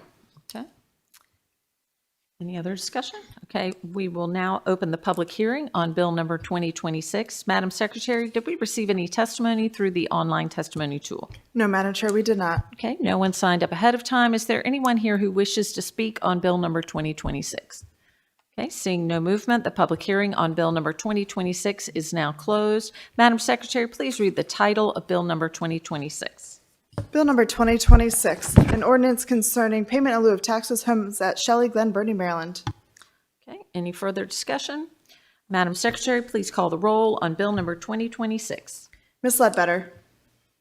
Nay. Mr. Smith? Can you add me as a co-sponsor for 2026? Aye. Yes. Ms. Pickard? Aye. Mr. Volkey? Nay. Ms. Fiedler? Nay. Ms. Rodvian? I will say aye and also request to be added as a co-sponsor. I will join the party. Very good, will do. And Ms. Hummer? Aye. 4 in the affirmative, 3 in the negative. Bill number 2026 has passed. Okay, Madam Secretary, please read the title of Bill number 2126. Bill number 2126, an ordinance concerning payment in lieu of taxes, Odenton Junction 4, Odenton, Maryland. Mr. Hunt? Thank you, Madam Chair. Ethan Hunt for the administration. I have the same team joining me at the table. Odenton Junction 4 is a 72-unit new construction multifamily project located at 1457 Hale Street in Odenton, part of the larger Odenton Junction community.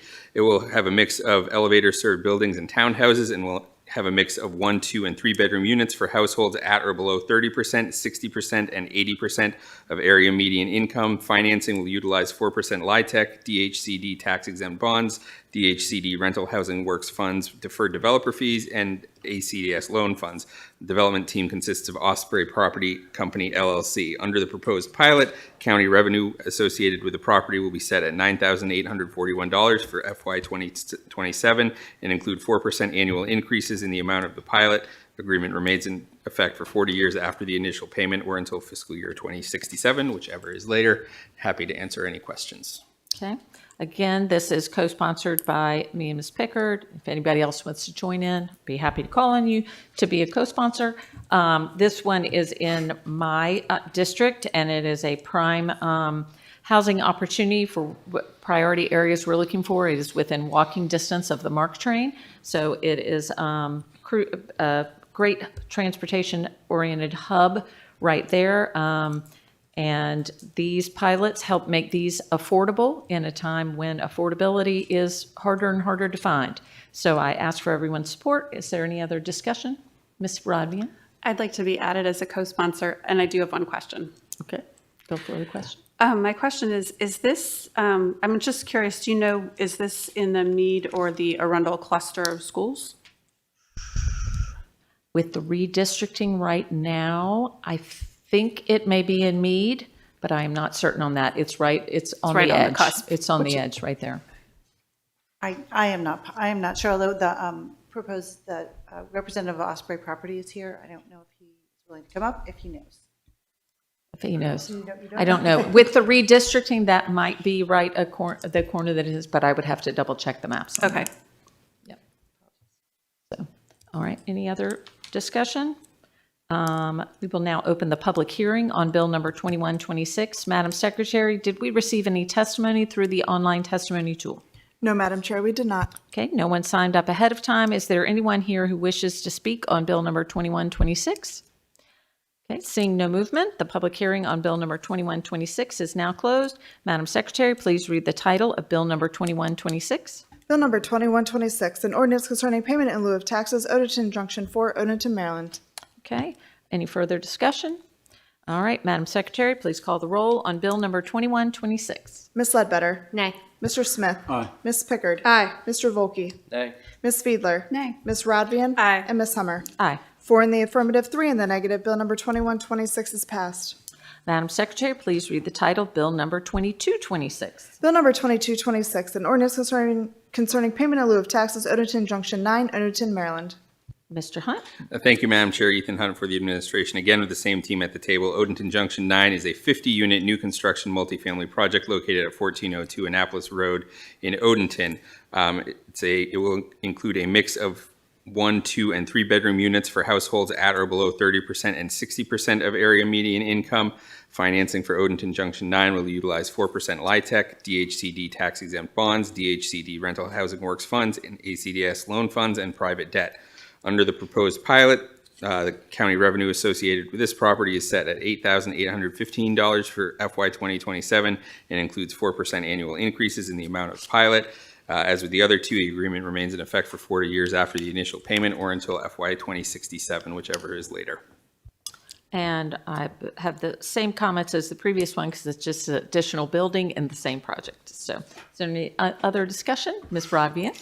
Once again, I'd like to be added as a co-sponsor, and I realized that actually, I thanked the two council sponsors, but I also wanted to thank the administration for your work on putting this together, because I imagine that's where actually the bulk of the negotiating and making everything happen. And so appreciate your commitment to affordability at a time when it's desperately needed. Yes. So we will now, Mr. Smith? Thank you, Madam Chair. Same with the co-sponsor on this bill. I am a fan of, this property is literally right across the street from the Mark train station, not Mark train station. Yes, the Mark train station. The parking lot.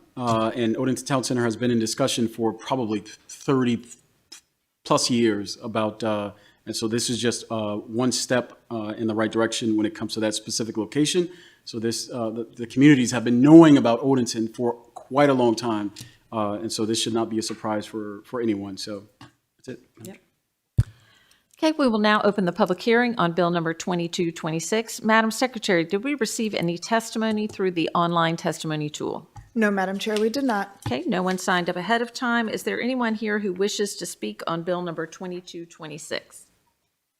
Seeing no movement, the public hearing on Bill number 2226 is now closed. Madam Secretary, please read the title of Bill number 2226. Bill number 2226, an ordinance concerning payment in lieu of taxes, Odenton Junction 9, Odenton, Maryland. Any further discussion? Ms. Ledbetter? Okay. Madam Secretary, please call the roll on Bill number 2226. Ms. Ledbetter? Nay. Mr. Smith? Aye. Ms. Pickard? Aye. Mr. Volke? Nay. Ms. Fiedler? Nay. Ms. Rodvian? Aye. And Ms. Hummer? Aye. 4 in the affirmative, 3 in the negative. Bill number 2226 has passed. Okay. Madam Secretary, please read the title of Bill number 2326. Bill number 2326, an ordinance concerning public ethics, definitions, campaign contributions, subdivision and development, mandatory disclosures. Okay. Ms. Rodvian, this is your bill. Thank you. So this bill basically, limits contributions to elected officials in the county, the council and the county executive when there are development applications pending, when there are zoning text amendments that would impact properties, and in the comprehensive zoning process. This is, I've said this over, and I want to continue to say that there is no intent to, somehow put any of my colleagues in a negative light, because I certainly don't believe that that's warranted. This is purely, one of the principles in the county's code of ethics, and is a familiar concept in lots of codes of ethics, is not only to avoid conflict of interest, but to avoid the appearance of conflict of interest. And I think that appearance of conflict of interest is what creates distrust in local government. And I believe that citizens, our residents, need to feel that full trust and not to worry that decisions that affect every person in the county are influenced by money. And because the content of our work is so heavily based on land use, as you can see from the bills that we have looked at tonight, that's why developer money and money related to development is specifically addressed. Because I know that we are in the middle of the campaign season, I'm bringing an amendment that I hope my colleagues will support that actually would place the effective date to January 14th, 2027. And I don't know if my colleagues, I'm actually guessing that my colleagues that are running for, re-election or running for election at this time understand that that is the date that begins the campaign finance reporting for the next election cycle. So no contributions made during this election cycle are affected. This is completely prospective. So, you know, what I understand that when you're campaigning, you make a campaign plan and you have a strategy about the way that you are going to raise funds. And this is not intended to interrupt that because we're well underway in election season. And I certainly do not want to create any, don't want to create any unfairness or, put any candidate in a position where they'd, be subject to rules that weren't in play when they made their plans about how they were going to fundraise for their election. So I hope my colleagues will support that amendment. I'm assuming my colleagues have looked carefully at the testimony that we've received on this, and we've had unanimous support. I have seen zero opposition to this legislation, and it's rare that we get that kind of that wide, broad support. Is an easy remedy if a candidate or an elected official took. Down the road, again, this is this doesn't impact any donation received before the effective date. Even that 2-year look back period, if you're familiar with that, does not go before the effective date. And I, confirmed with the Office of Law, and I'm looking at our county attorney to make sure that I am indeed correct in stating that, because that isn't the intent. That is the intent in the way that it's written. So I hope my colleagues will support the amendment. I hope that my colleagues will support this bill to build and increase trust in county government, because I know that when we look at the federal government, we feel that so many of our elected officials in Congress, both in the House of Representatives and the Senate, are influenced by the folks that they take their campaign contributions from.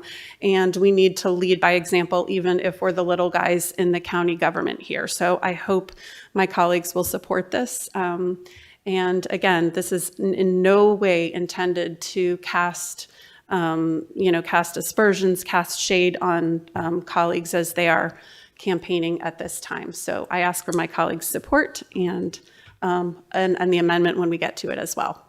Okay. Mr. Hunt? Thank you, Madam Chair. Ethan Hunt for the administration. With me, I have Greg Swain, our county attorney. The county executive is very strongly in support of this legislation. I don't think it's a surprise or a secret to anyone that he's always been outspoken about the influence of what he feels is too much money in politics, and that this is a good government measure that will work to increase trust in government. So with that, we would urge the council to support it. We're happy to answer any questions. And I would just note that similar legislation or similar measures have been implemented in some of the other larger counties as well. All right, we will now open the public hearing on Bill number 2326. Madam Secretary, did we receive any testimony through the online testimony tool? Yes, Madam Chair. We received 14 pieces which were shared with the council, added to the record, and posted to the website. Okay. We will now call on individuals who signed up ahead of the meeting. When I call your name, please come up to the table and have a seat. When it is your turn, state your name and address for the record. Remarks will be limited to 2 minutes. Please listen for the buzzer and respect the 2-minute time limit as others are signed up to speak. If you have more than 2 minutes to share, I'm going to ask you to submit your additional thoughts as early as tomorrow using our online testimony tool. So we have Alpha Stevens, Stephanie McLeod-Morrow, Mary Beth Love, Matthew Johnston, and Andy Plattner, and James Kitchen.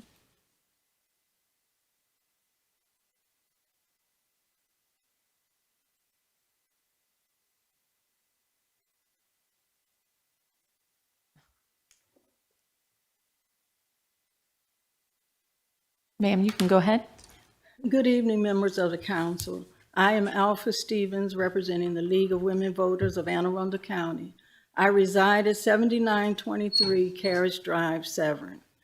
The League of Women Voters of Anne Arundel County strongly supports Bill 2326. Our support is based on the League position on money in politics, which states in part, the League of Women Voters of the United States believes that the methods of financing political campaigns should ensure transparency and combat undue influence in government. This bill, if adopted, will ensure transparency by establishing strict disclosure requirements and penalties.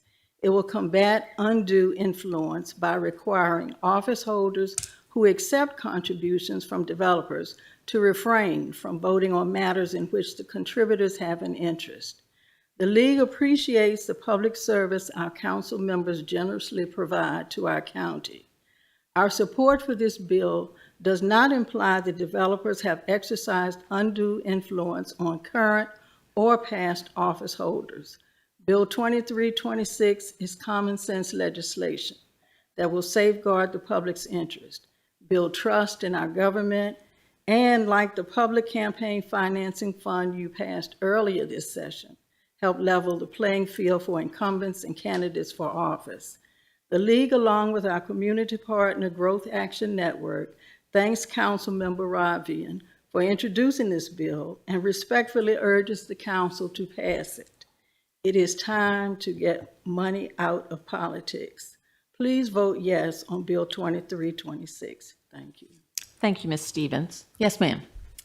Good evening, members of the council. My name is Mary Beth Love. I've resided at 881 Cecil Avenue in Millersville for 40 years.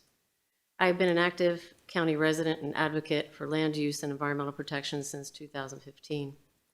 I'm here this evening as a tax-paying county voter to endorse the support of and urge your support of Bill 2326, as presented by my Region 6 Council Representative, Lisa Rodvian. Thank you. As a county legislator, you are in trust with and responsible for representing your constituency and your fellow council representatives in achieving the same. These include the full impacts of land use, community impacts, county goals, environmental protection, and ensuring the supporting infrastructure exists to support any development. This legislation is about good governance, but more so, it's about strengthening public trust in you.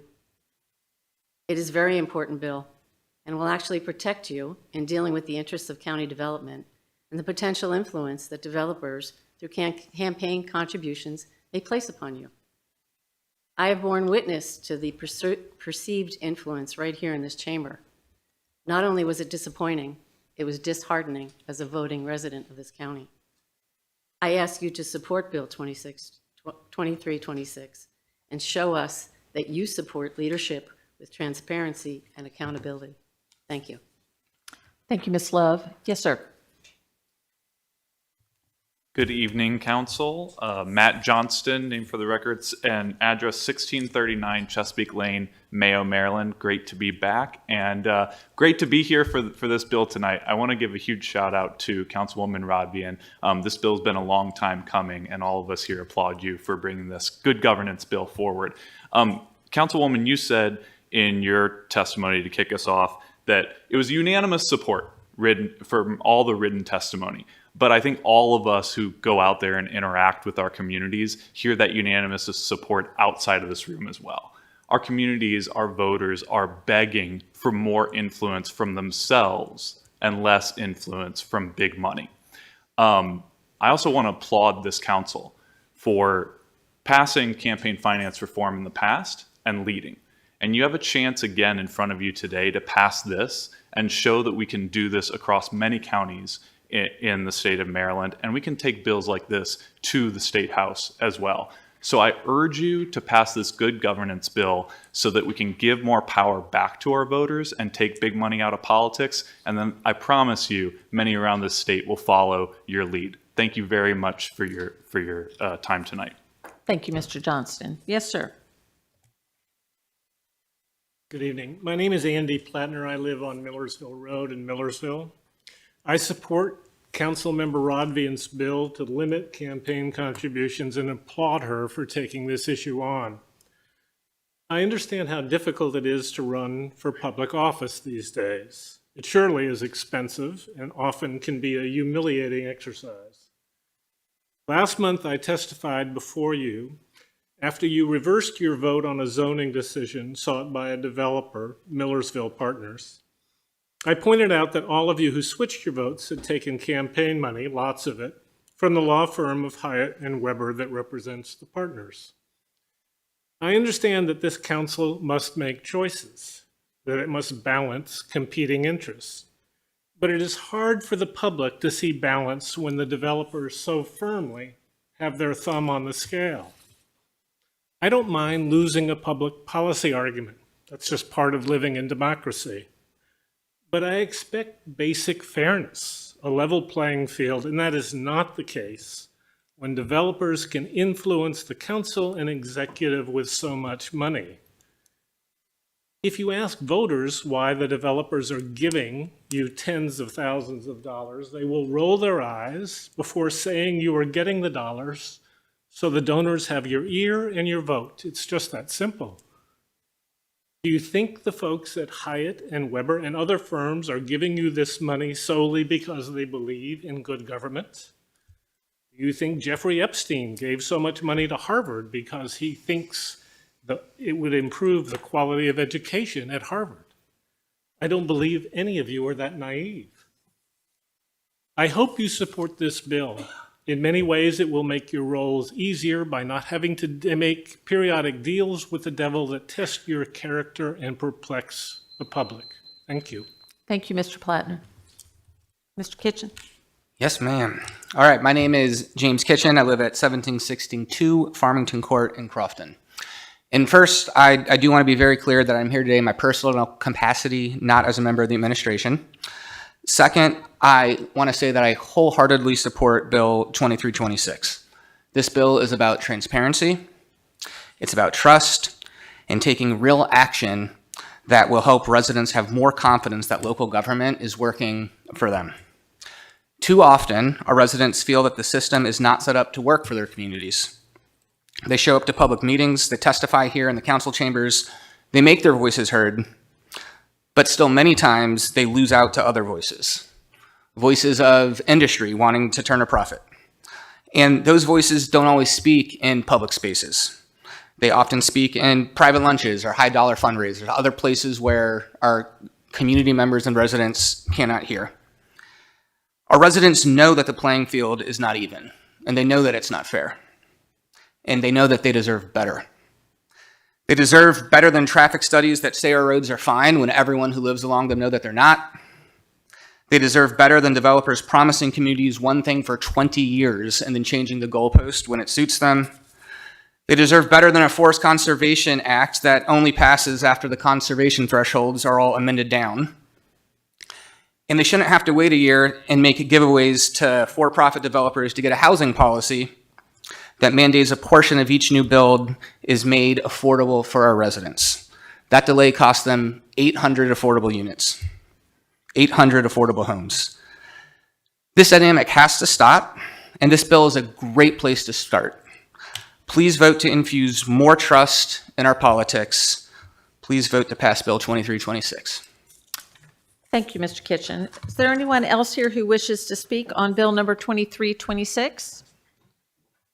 Please come at the table and have a seat. When it's your turn, state your name and address for the record. Remarks will be limited to 2 minutes. Please listen for the buzzer and respect the 2-minute time limit. If you have more than 2 minutes to share, I'm going to ask you to submit your additional thoughts as early as tomorrow using our online testimony tool. Yes, ma'am. Dermott, 50 Franklin, Annapolis, 40-year resident of Anne Arundel County. I support this bill, 2326, and do applaud our councilwoman, Ms. Rodvian, for introducing this. It was first authorized by the General Assembly in 2019, so I don't think it's on time. I think it's a little overdue, and I really appreciate that it was introduced. I want to supplement my written remarks just briefly. And I'm in healthcare, where we've really for 25 years, the health industry went through how to manage conflict of interest, transparency, and accountability. And that's actually one of my specialties, because whistleblowers and criminal investigations, have been rampant in the health industry, and a lot of community trust was lost, really unnecessarily. And when I look at a bill like this, I look at it as very protective. It's protective of an institution called the government. And so I support this type of change, not because I think there's corruption or someone has made a bad decision, but because when you're managing public trust, the more that you can be accountable and transparent. And when Congress decided to single out the health industry to regulate employment and investments and arrangements. They decided to treat them differently because the public trust issues are so great in healthcare. So there's a lot of examples where topics and industries have been singled out because they are most vulnerable to the issue of managing trust. And so in this sense, I think it's really smart policy and smart politics. And so I'd urge you all to run, not walk, and embrace this smart opportunity to elevate the management of public trust and appearances. It's a smart move. Thank you, Ms. McDermott. Mr. Svensson. Kurt Svensson, Arnold, Maryland. As I was saying earlier, government capture refers to the influence or control of government bodies by external private interests. It's a phenomenon whereby government agencies serve industries rather than the public, often even without realizing it. I talked earlier about the more subtle form of government capture, whereby industry experts have the information and lingo advantage over less informed bureaucrats. Bill 2326 addresses a much more blatant force behind government capture. That is simply the out-and-out buying of influence through campaign contributions. The time it has taken for Bill 2326 to come before this body is a clear and sobering indication of the power of developer influence. County Executive Pittman sought and won enabling authority from the state back in 2019, but only now, in the last days of his two-term administration, is this legislation being proposed, and not even by him. The combined influence of these two forces of government capture, asymmetric expertise and money, are on stark display in the Housing Attainability Act and even the failed predecessor to that bill. How gullible and beholden must you be to be convinced by the development lobby that you need to give away a 50% density bonus for the right to require a handful of housing units be sold or rented as moderately priced development units or MPDUs? Do you know what the ACDS determined limit is for monthly rent for a two-bedroom MPDU? Do you know, excluding utilities? $2,200. We're giving away a 50% density bonus for that. Thank you, Mr. Svensson. The developers Ms. won. Fox. Ms. Fox. Thank you. Good evening. I am Kate Fox. I'm chair of the Legislative Committee of Growth Action Network. I'm not going to take I live in Davidsville. I'm not going to take your time tonight repeating all of the statements that all these people at the table have said there. GAN agrees with all of them. We think this is a good bill. We applaud Councilmember Rodvian for bringing it forward. And we hope that you will unanimously vote to pass this bill. Thank you. Thank you, Ms. Fox. Yes, sir. Hi, I'm George Gallagher, 1212 Barbud Lane, Annapolis, Maryland. I'm here to support this bill, 2326. As a former planning commissioner, transportation and infrastructure commissioner, and president of a conservancy to protect open space and habitat, I have seen the pressure that developers can put on land use, and this bill is a good step in the right direction to give the residents that are impacted by development and zoning and planning a better voice, and it increases the transparency of government.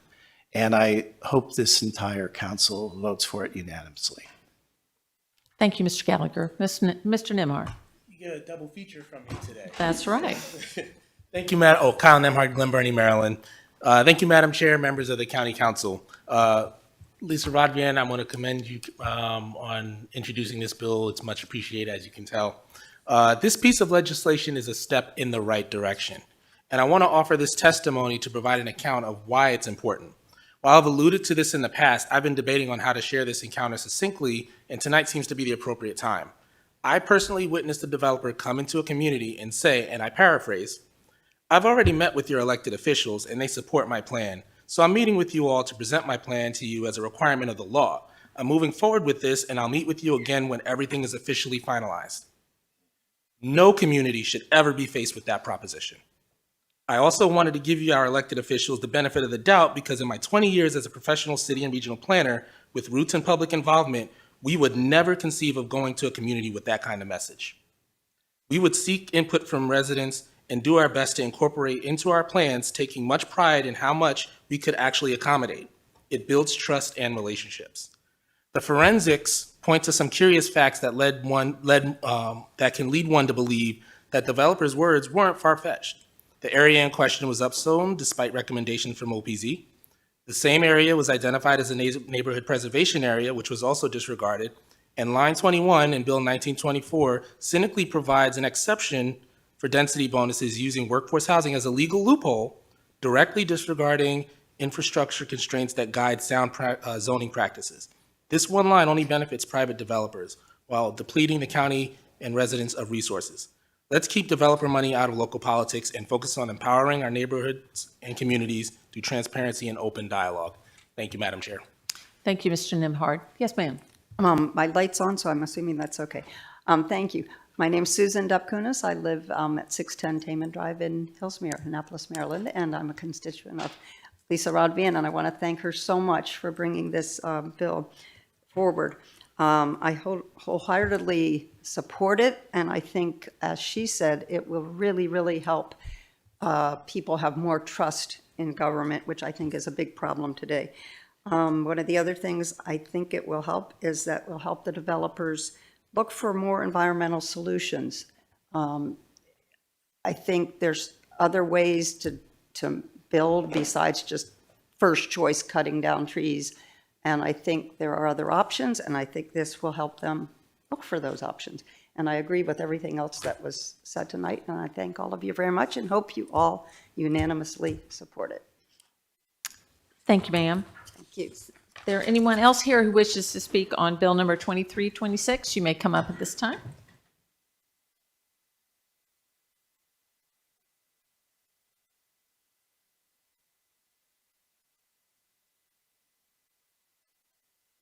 Go ahead. My name is Carolyn Matthews, live in College Manor in Arnold, Maryland. And so many things were said in favor of this bill this evening. I agree with all of it. I just wanted to come and urge you all to support Bill 2326. And thank you to Councilmember Rodvian for bringing it. Thank you, Ms. Matthews. Yes, sir. Dan Matthews, same address, same comments. There you go. Thank you, Mr. Matthews. Yes, ma'am.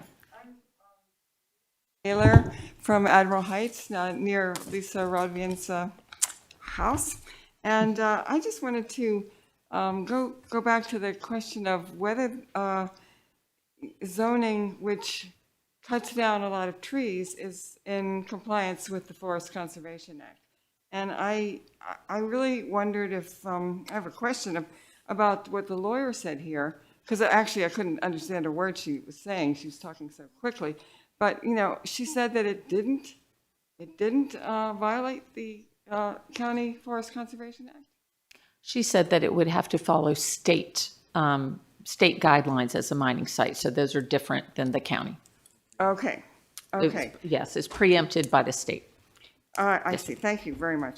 I'm really concerned when you're changing zoning to cut down big stands of trees that are connected to other stands. It's very important for wildlife and really the prevention of extinction to have stands of trees saved, and especially if they're connected to others or connectable to others. It's it's like I believe that was in Plan 2040, but where is it in the specifics?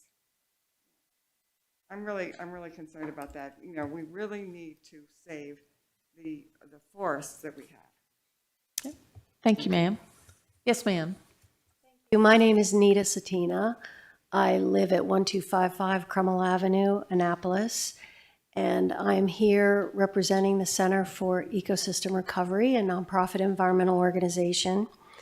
And I'm here to support Bill 2326 because we have been working to restore and conserve the Jabez Branch, which 35 years of land use decisions led to the extinction of the county's only brook trout population.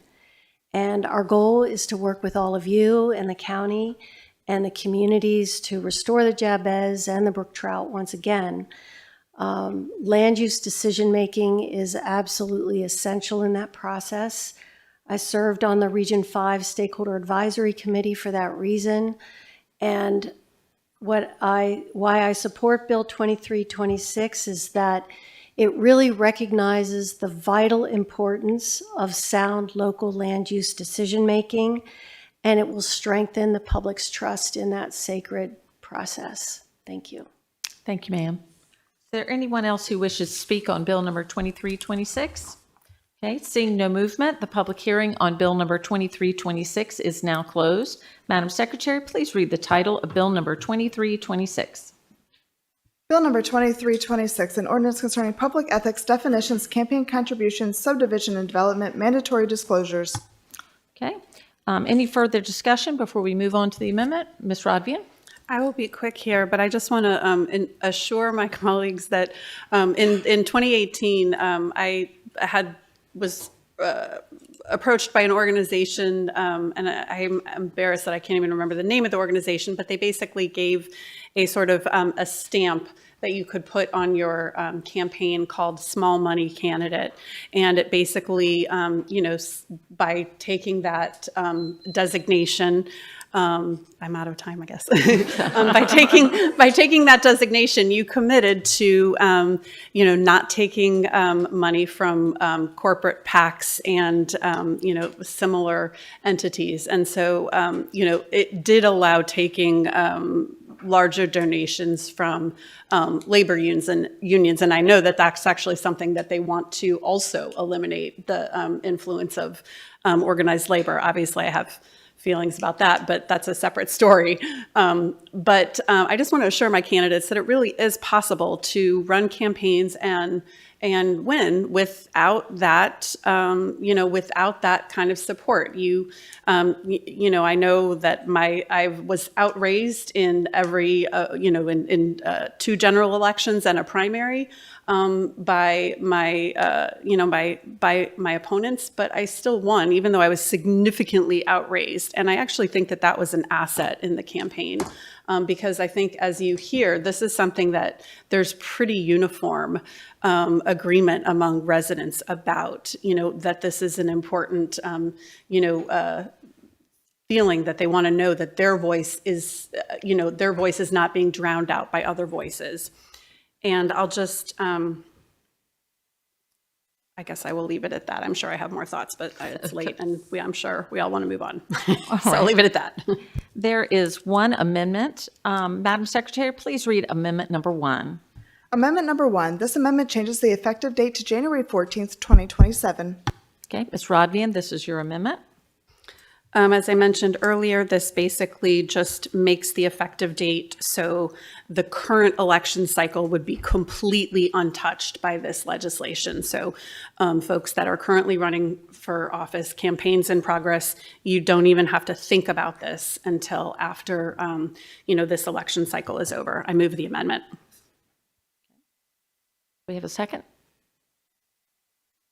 We do not have a second, so the motion will not move. The amendment will not move. Is there any discussion? We move on. Administration, do you have anything you want to add before we move? Nope. Okay. Madam Secretary, please call the roll on bill number 2326. Ms. Ledbetter? Nay. Mr. Smith? Nay. Ms. Pickard? Nay. Mr. Volkey? Nay. Ms. Fiedler? Aye. Ms. Rodvian? Aye. And Ms. Hummer? Nay. 2 in the affirmative, 5 in the negative. Bill number 2326 has failed. Madam Secretary, please read the title of bill number 2426. Bill number 2426, an emergency ordinance concerning zoning Baltimore City Sewer Service Area Moratorium. Mr. Volkey, this is your bill. Thank you, Madam Chair. So if people actually care about stopping development and like slowing that down, this is an important bill. And so I would suggest that people might pay attention to this one, even though I don't think that's going to happen.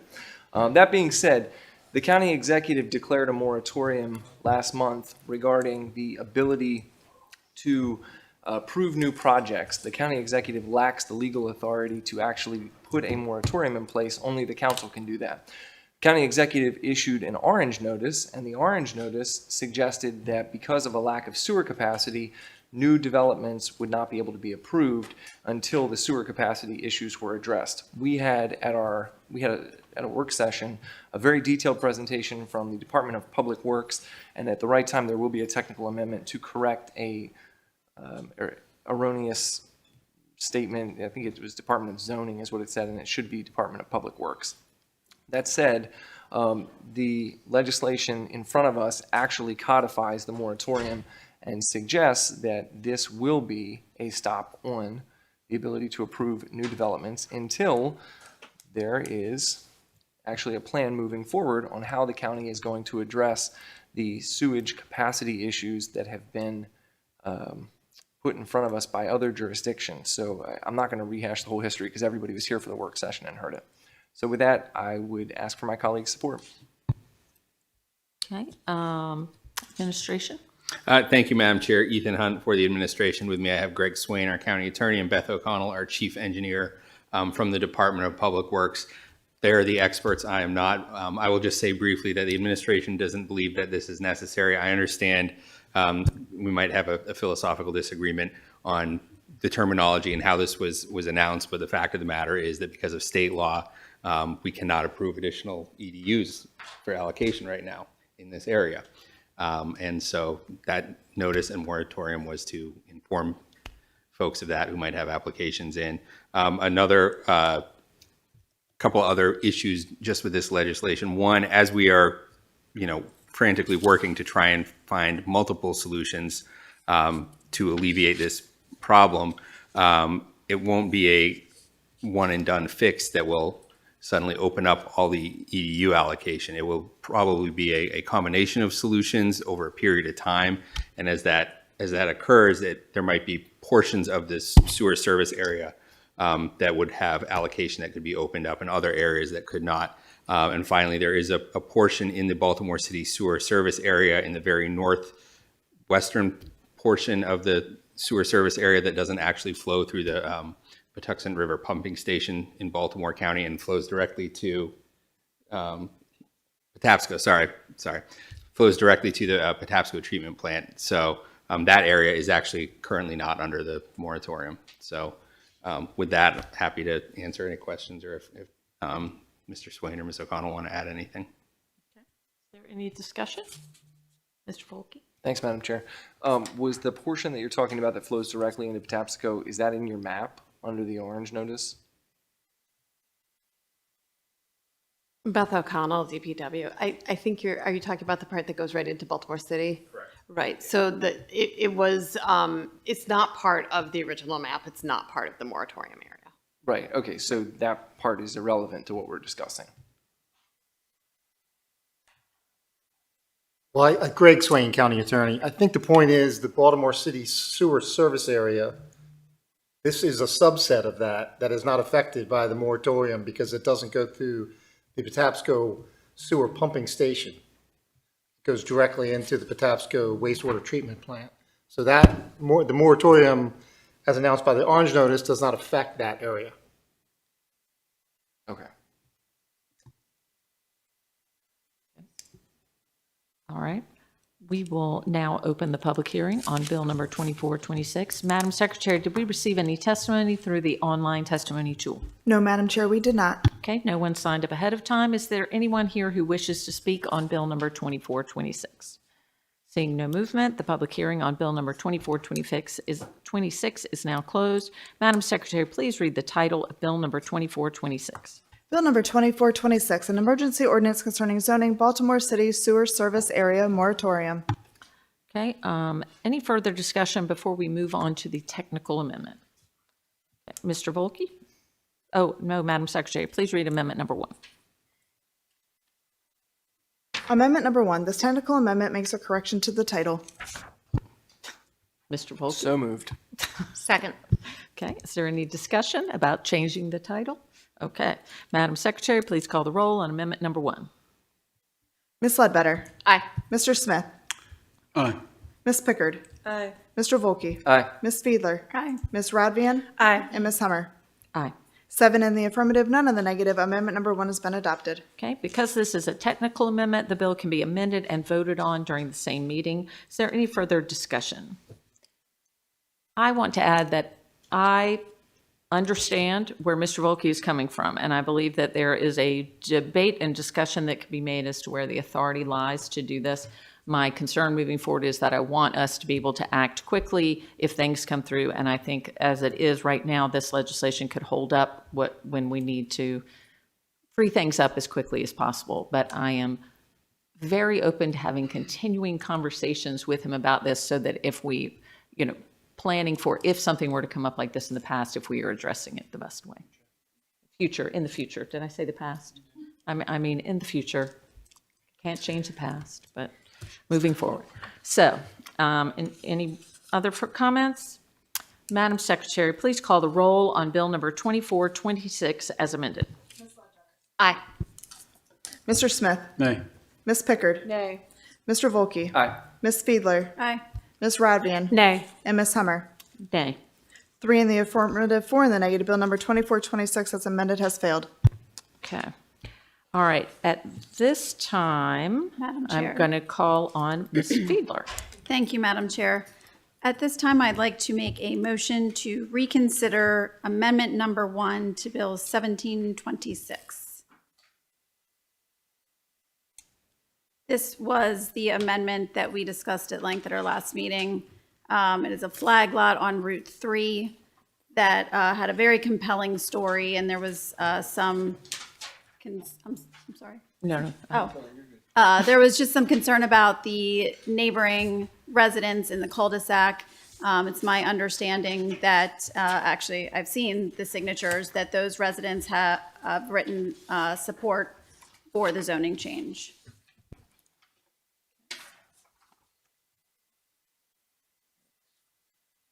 Oh, do we have a second? Second. Motion to adopt. Yeah. Say second again. Second,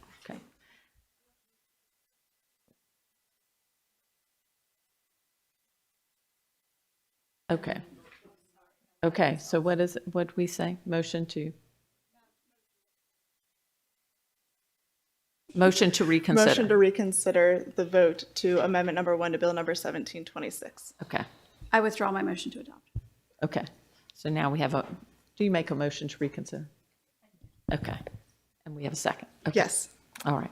Madam Secretary, please call the roll. Ms. Ledbetter. Aye. Mr. Smith. Aye. Ms. Pickard. Aye. Mr. Volkey. Aye. Ms. Fiedler. Aye. Ms. Rodvian. Aye. And Ms. Hummer. Aye. 7 in the affirmative, none in the negative. The motion to reconsider the vote to amendment number 1 to bill number 1726 has passed. Ms. Fiedler. Motion to adopt. I would like to read in the amendment. Oh, Madam Secretary, please read the amendment. Thank you. Amendment number 1 to bill number 1726. This amendment changes a portion of the planned land use for the property known as parcel 274 on tax map 36 located at 1079A Maryland Route 3 North Lane, Gambrels, from residential low medium density to commercial. Now. Motion to adopt. Second. Okay. Mr. Hunt. Thank you, Madam Chair. Ethan Hunt for the administration. With me, I have Greg Swain, our county attorney. Our OPZ folks have left for the meeting. I'm just looking back at their talking points. So OPZ did oppose this amendment. I'm just looking here. They received comprehensive zoning application to rezone the property to C4. SAC did not have an opportunity to review the application because it was submitted after the SAC had concluded.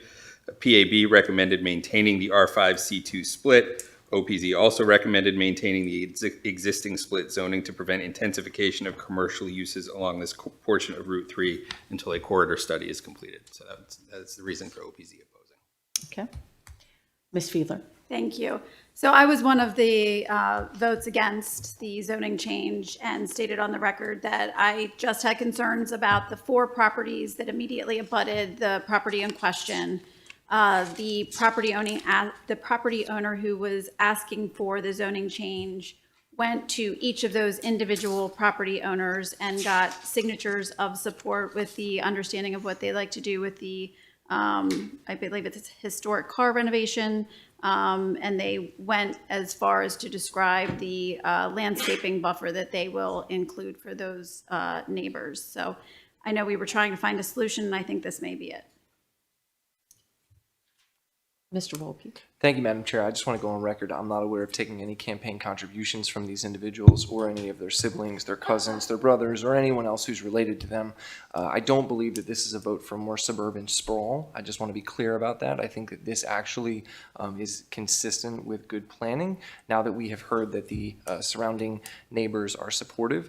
And I think that it was a very good discussion that we had on the council dais about this, and I appreciate that the property owners decided to take that feedback and move forward with it in a productive manner that then made all of us comfortable to come back and move this forward. So I do think that that is exactly the type of responsiveness that our constituents expect from us, and I think the property owner, who actually is a regular person, might have won on this one, so kudos to the process. And I will add, too, that I hope that after this, perhaps as we move into Article 18 or others, that we will take a look at maybe some of our zoning changes around less intensive car uses and what might be a better path in the future. But right now, this is what exists and what we have for that. So I think this has highlighted some areas that we may be able to improve the code moving forward. Ms. Ledbetter. Thank you, Madam Chair. Two thoughts. Number one, I just want to reiterate again to my colleagues, we had a really robust conversation about this last time, and it was impactful on me.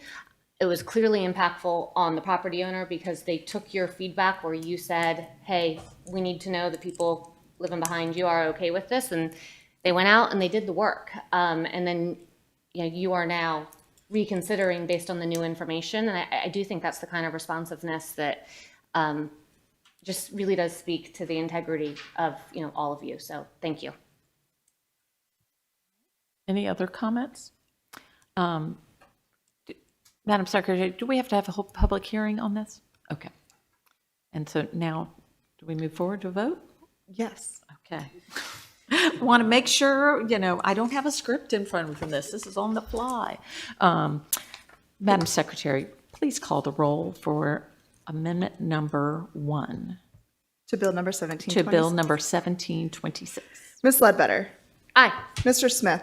Aye. Ms. Pickard. Aye. Mr. Volke. Aye. Ms. Fiedler. Aye. Ms. Radvian. Aye. And Ms. Hummer. Aye. 7 in the affirmative, none in the negative. Amendment number 1 to Bill number 1726 has been adopted. Okay. Madam Chair, Yes, ma'am. I'd like to make a motion to reopen Bill 1826. Do I have a second? Second. Madam Secretary, can you I'll read it in. Madam Secretary, please read the bill. Bill number 1826. Bill number 1826, an ordinance concerning comprehensive zoning in Region 5. Okay. And we have a motion to reconsider, Yes, to to reopen reopen, the bill. to reopen the bill. Madam Secretary, please call the roll. Do we have a second? Yes, we do. Oh, sorry. I apologize, Mr. Volke. Ms. Ledbetter. Aye. Mr. Smith. Aye. Ms. Pickard. Aye. Mr. Volke. Aye. Ms. Fiedler. Aye. Ms. Radvian. Aye. And Ms. Hummer. Aye. 7 in the affirmative, none in the negative. The motion to reopen Bill number 1826 is passed. Madam Chair, Yes, Ms. I'd Fiedler. like to make a motion to reconsider Amendment number 3 to Bill 1826. We will be considering it for the first time as it was not offered at the last meeting. Oh, okay. I'd like to make a motion to consider Amendment number 3 to Bill 1826.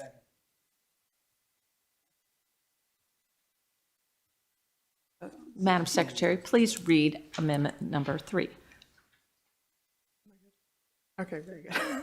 Amendment number 3. This amendment changes the zoning of the property known as parcel 274 on tax map 36 located at 1079A, Maryland Route 3, North Lane, Gambrels, from R5 residential to C2 commercial office, and C2 commercial office to C4 highway commercial. Okay. We have a motion and a second. Is there any other discussion? Okay, Madam Secretary, please. Oh, I'm sorry. I thought this was the chorus. It It is. is. Okay. yes, this is the corresponding Thank you. one, but because the other motion amendment Got failed it. last Yep, meeting, it this was wasn't- not introduced. All of a sudden, I heard different zoning that I was expecting, but thank you. So, Madam Secretary, please call the roll on amendment number 3 to bill number 1826. Ms. Ledbetter. Aye. Mr. Smith? Aye. Ms. Pickard? Aye. Mr. Volkey? Aye. Ms. Fiedler? Aye. Ms. Radvian? Aye. And Ms. Hummer? Aye. 7 in the affirmative, none in the negative. Amendment number 3 to Bill number 1826 has been adopted. Okay. At this time, we will discuss the county executive's veto to amendment number 3 to bill number 426, comprehensive rezoning Region H, which this council passed on April 6th. Via the county charter, the county council may discuss or override any comprehensive zoning veto at its next legislative session following the veto, which is why we are discussing it this evening.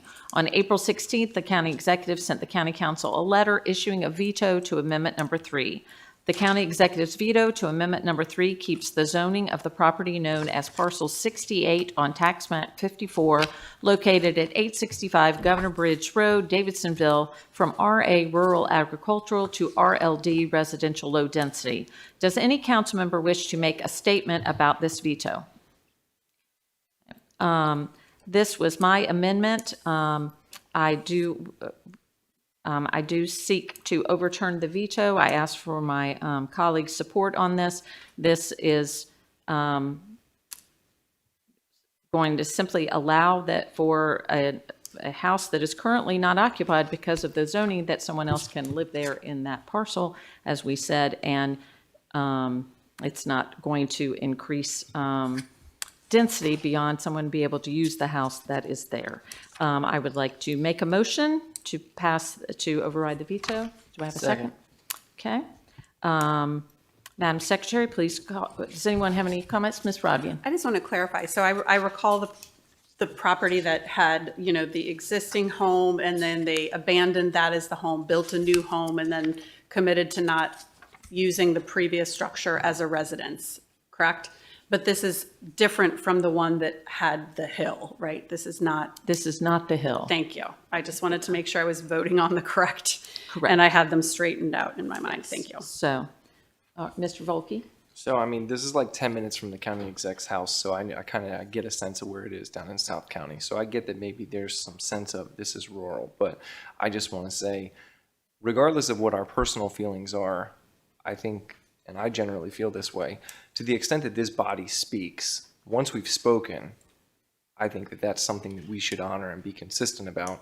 And so regardless of whatever my feelings were on this legislation before, I support the idea that this body has spoken and we've said what we think is the right thing.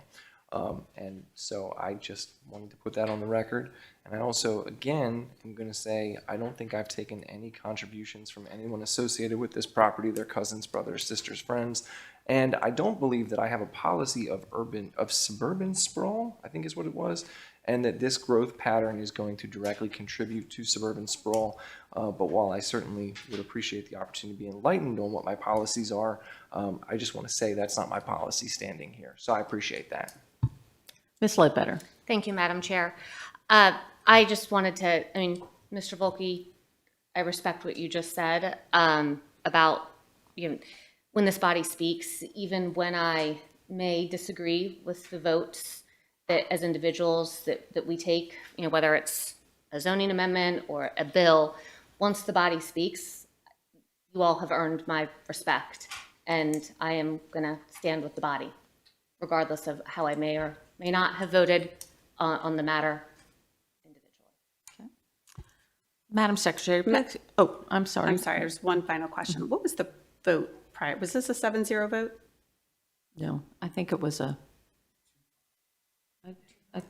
2-5. A 5-2. I don't know. I don't either. I think it I was know how 5. you remember that.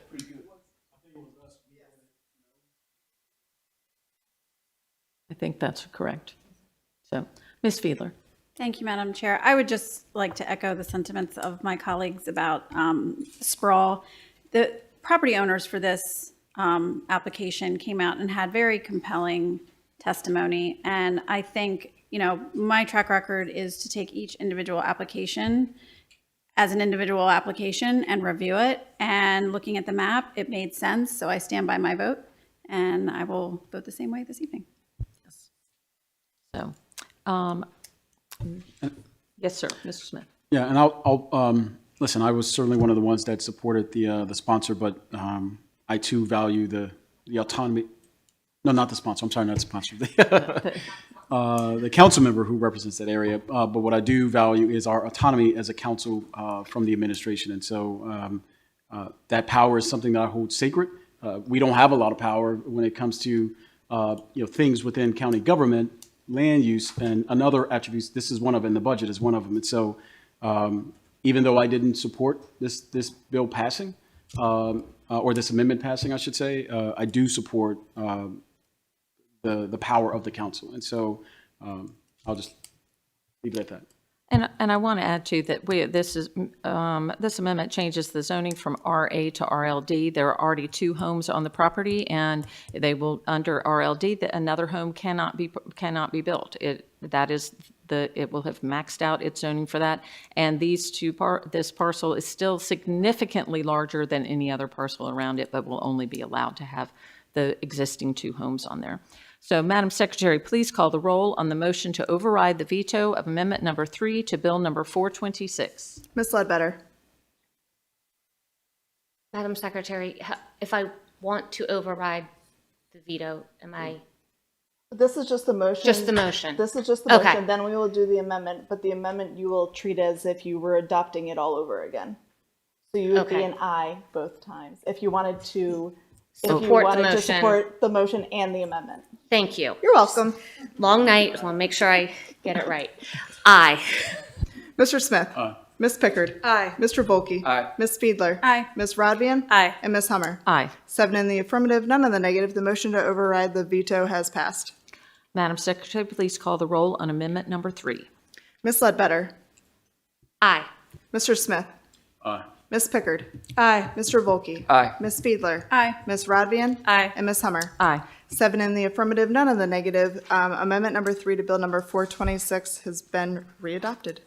Okay. Bill Number 426, as amended, will go into effect on May 31st, 2026, and Amendment Number 3 will go into effect on June 4th, 2026.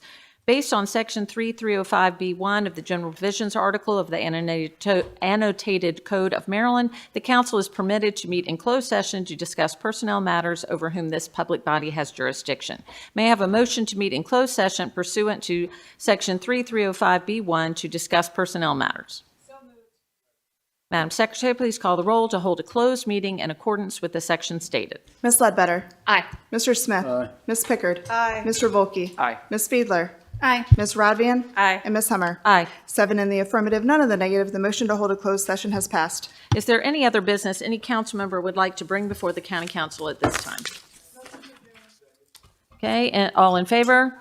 Opposed? Motion carries. The county council is adjourned to the public until Friday, May 1st at 11 a.m. when we will hear the county executive's message on the proposed FY27 budget here in our chambers.